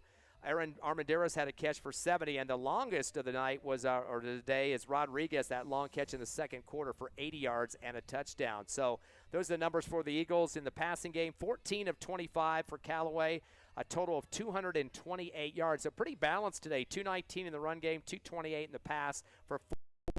So Hobbs getting up there in numbers as well in this contest as they finished with 447, close to 500 in the game for them. So both teams, pretty getting big-time numbers in triple digits in this contest.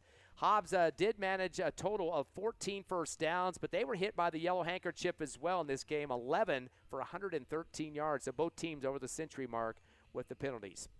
Yeah, they were. And as I watched, I was listening to you as well as watching the soccer team setting up for their game a little later on. Should be probably about 30 minutes or so, but still. Hobbs came in hoping that they could win the district. They still could, to a degree, if they can win the rest of the games, but they're going to have to do that. Next week is going to be tough against the Centennial team they've also struggled against. Let's look at the incidentals in this game. First half, 3 fumbles in the first half. Cleaned those up in the second. Hobbs did punt twice and turnover on downs twice as well for the final numbers for the Eagles. So 447 in terms of total yards to 491 for Las Cruces, and both teams over the century mark in penalties in this game. You mentioned the Centennial contest next week. The Hawks, of course, have been one of the toughest teams in the state the last couple of years. Yeah, they are. The fact that we are 1-5 against them does not help. And in fact, the last time we beat them was in 2017. That was here. Fortunately, it was 54-14, but this time we're going to be going on the road, so we haven't beaten them on the road at all, and that is unfortunate. And, Centennial has had a great record so far this season. In fact, they are running on, I think it's 5-1. No, actually, yeah, it's 5-1. 3-2. 3-2, yeah, and they had a couple of tough losses as well. But they've done Centennial Hawks. They beat Mayfield 42-0. They also had the same score against Oregon Mountain with the Knights, 42-0. It was almost thought it was a mistype, but I did look it over. And the only one they lost against was the Franklin Cougars, Texas team. That was 29-17. It was close till the end, but even with 10 points in the fourth quarter, they still could not come back against Franklin. So I know they're going to be a tough game next week on the road for Hobbs as they face a team that needs a win, and they need to do it quickly.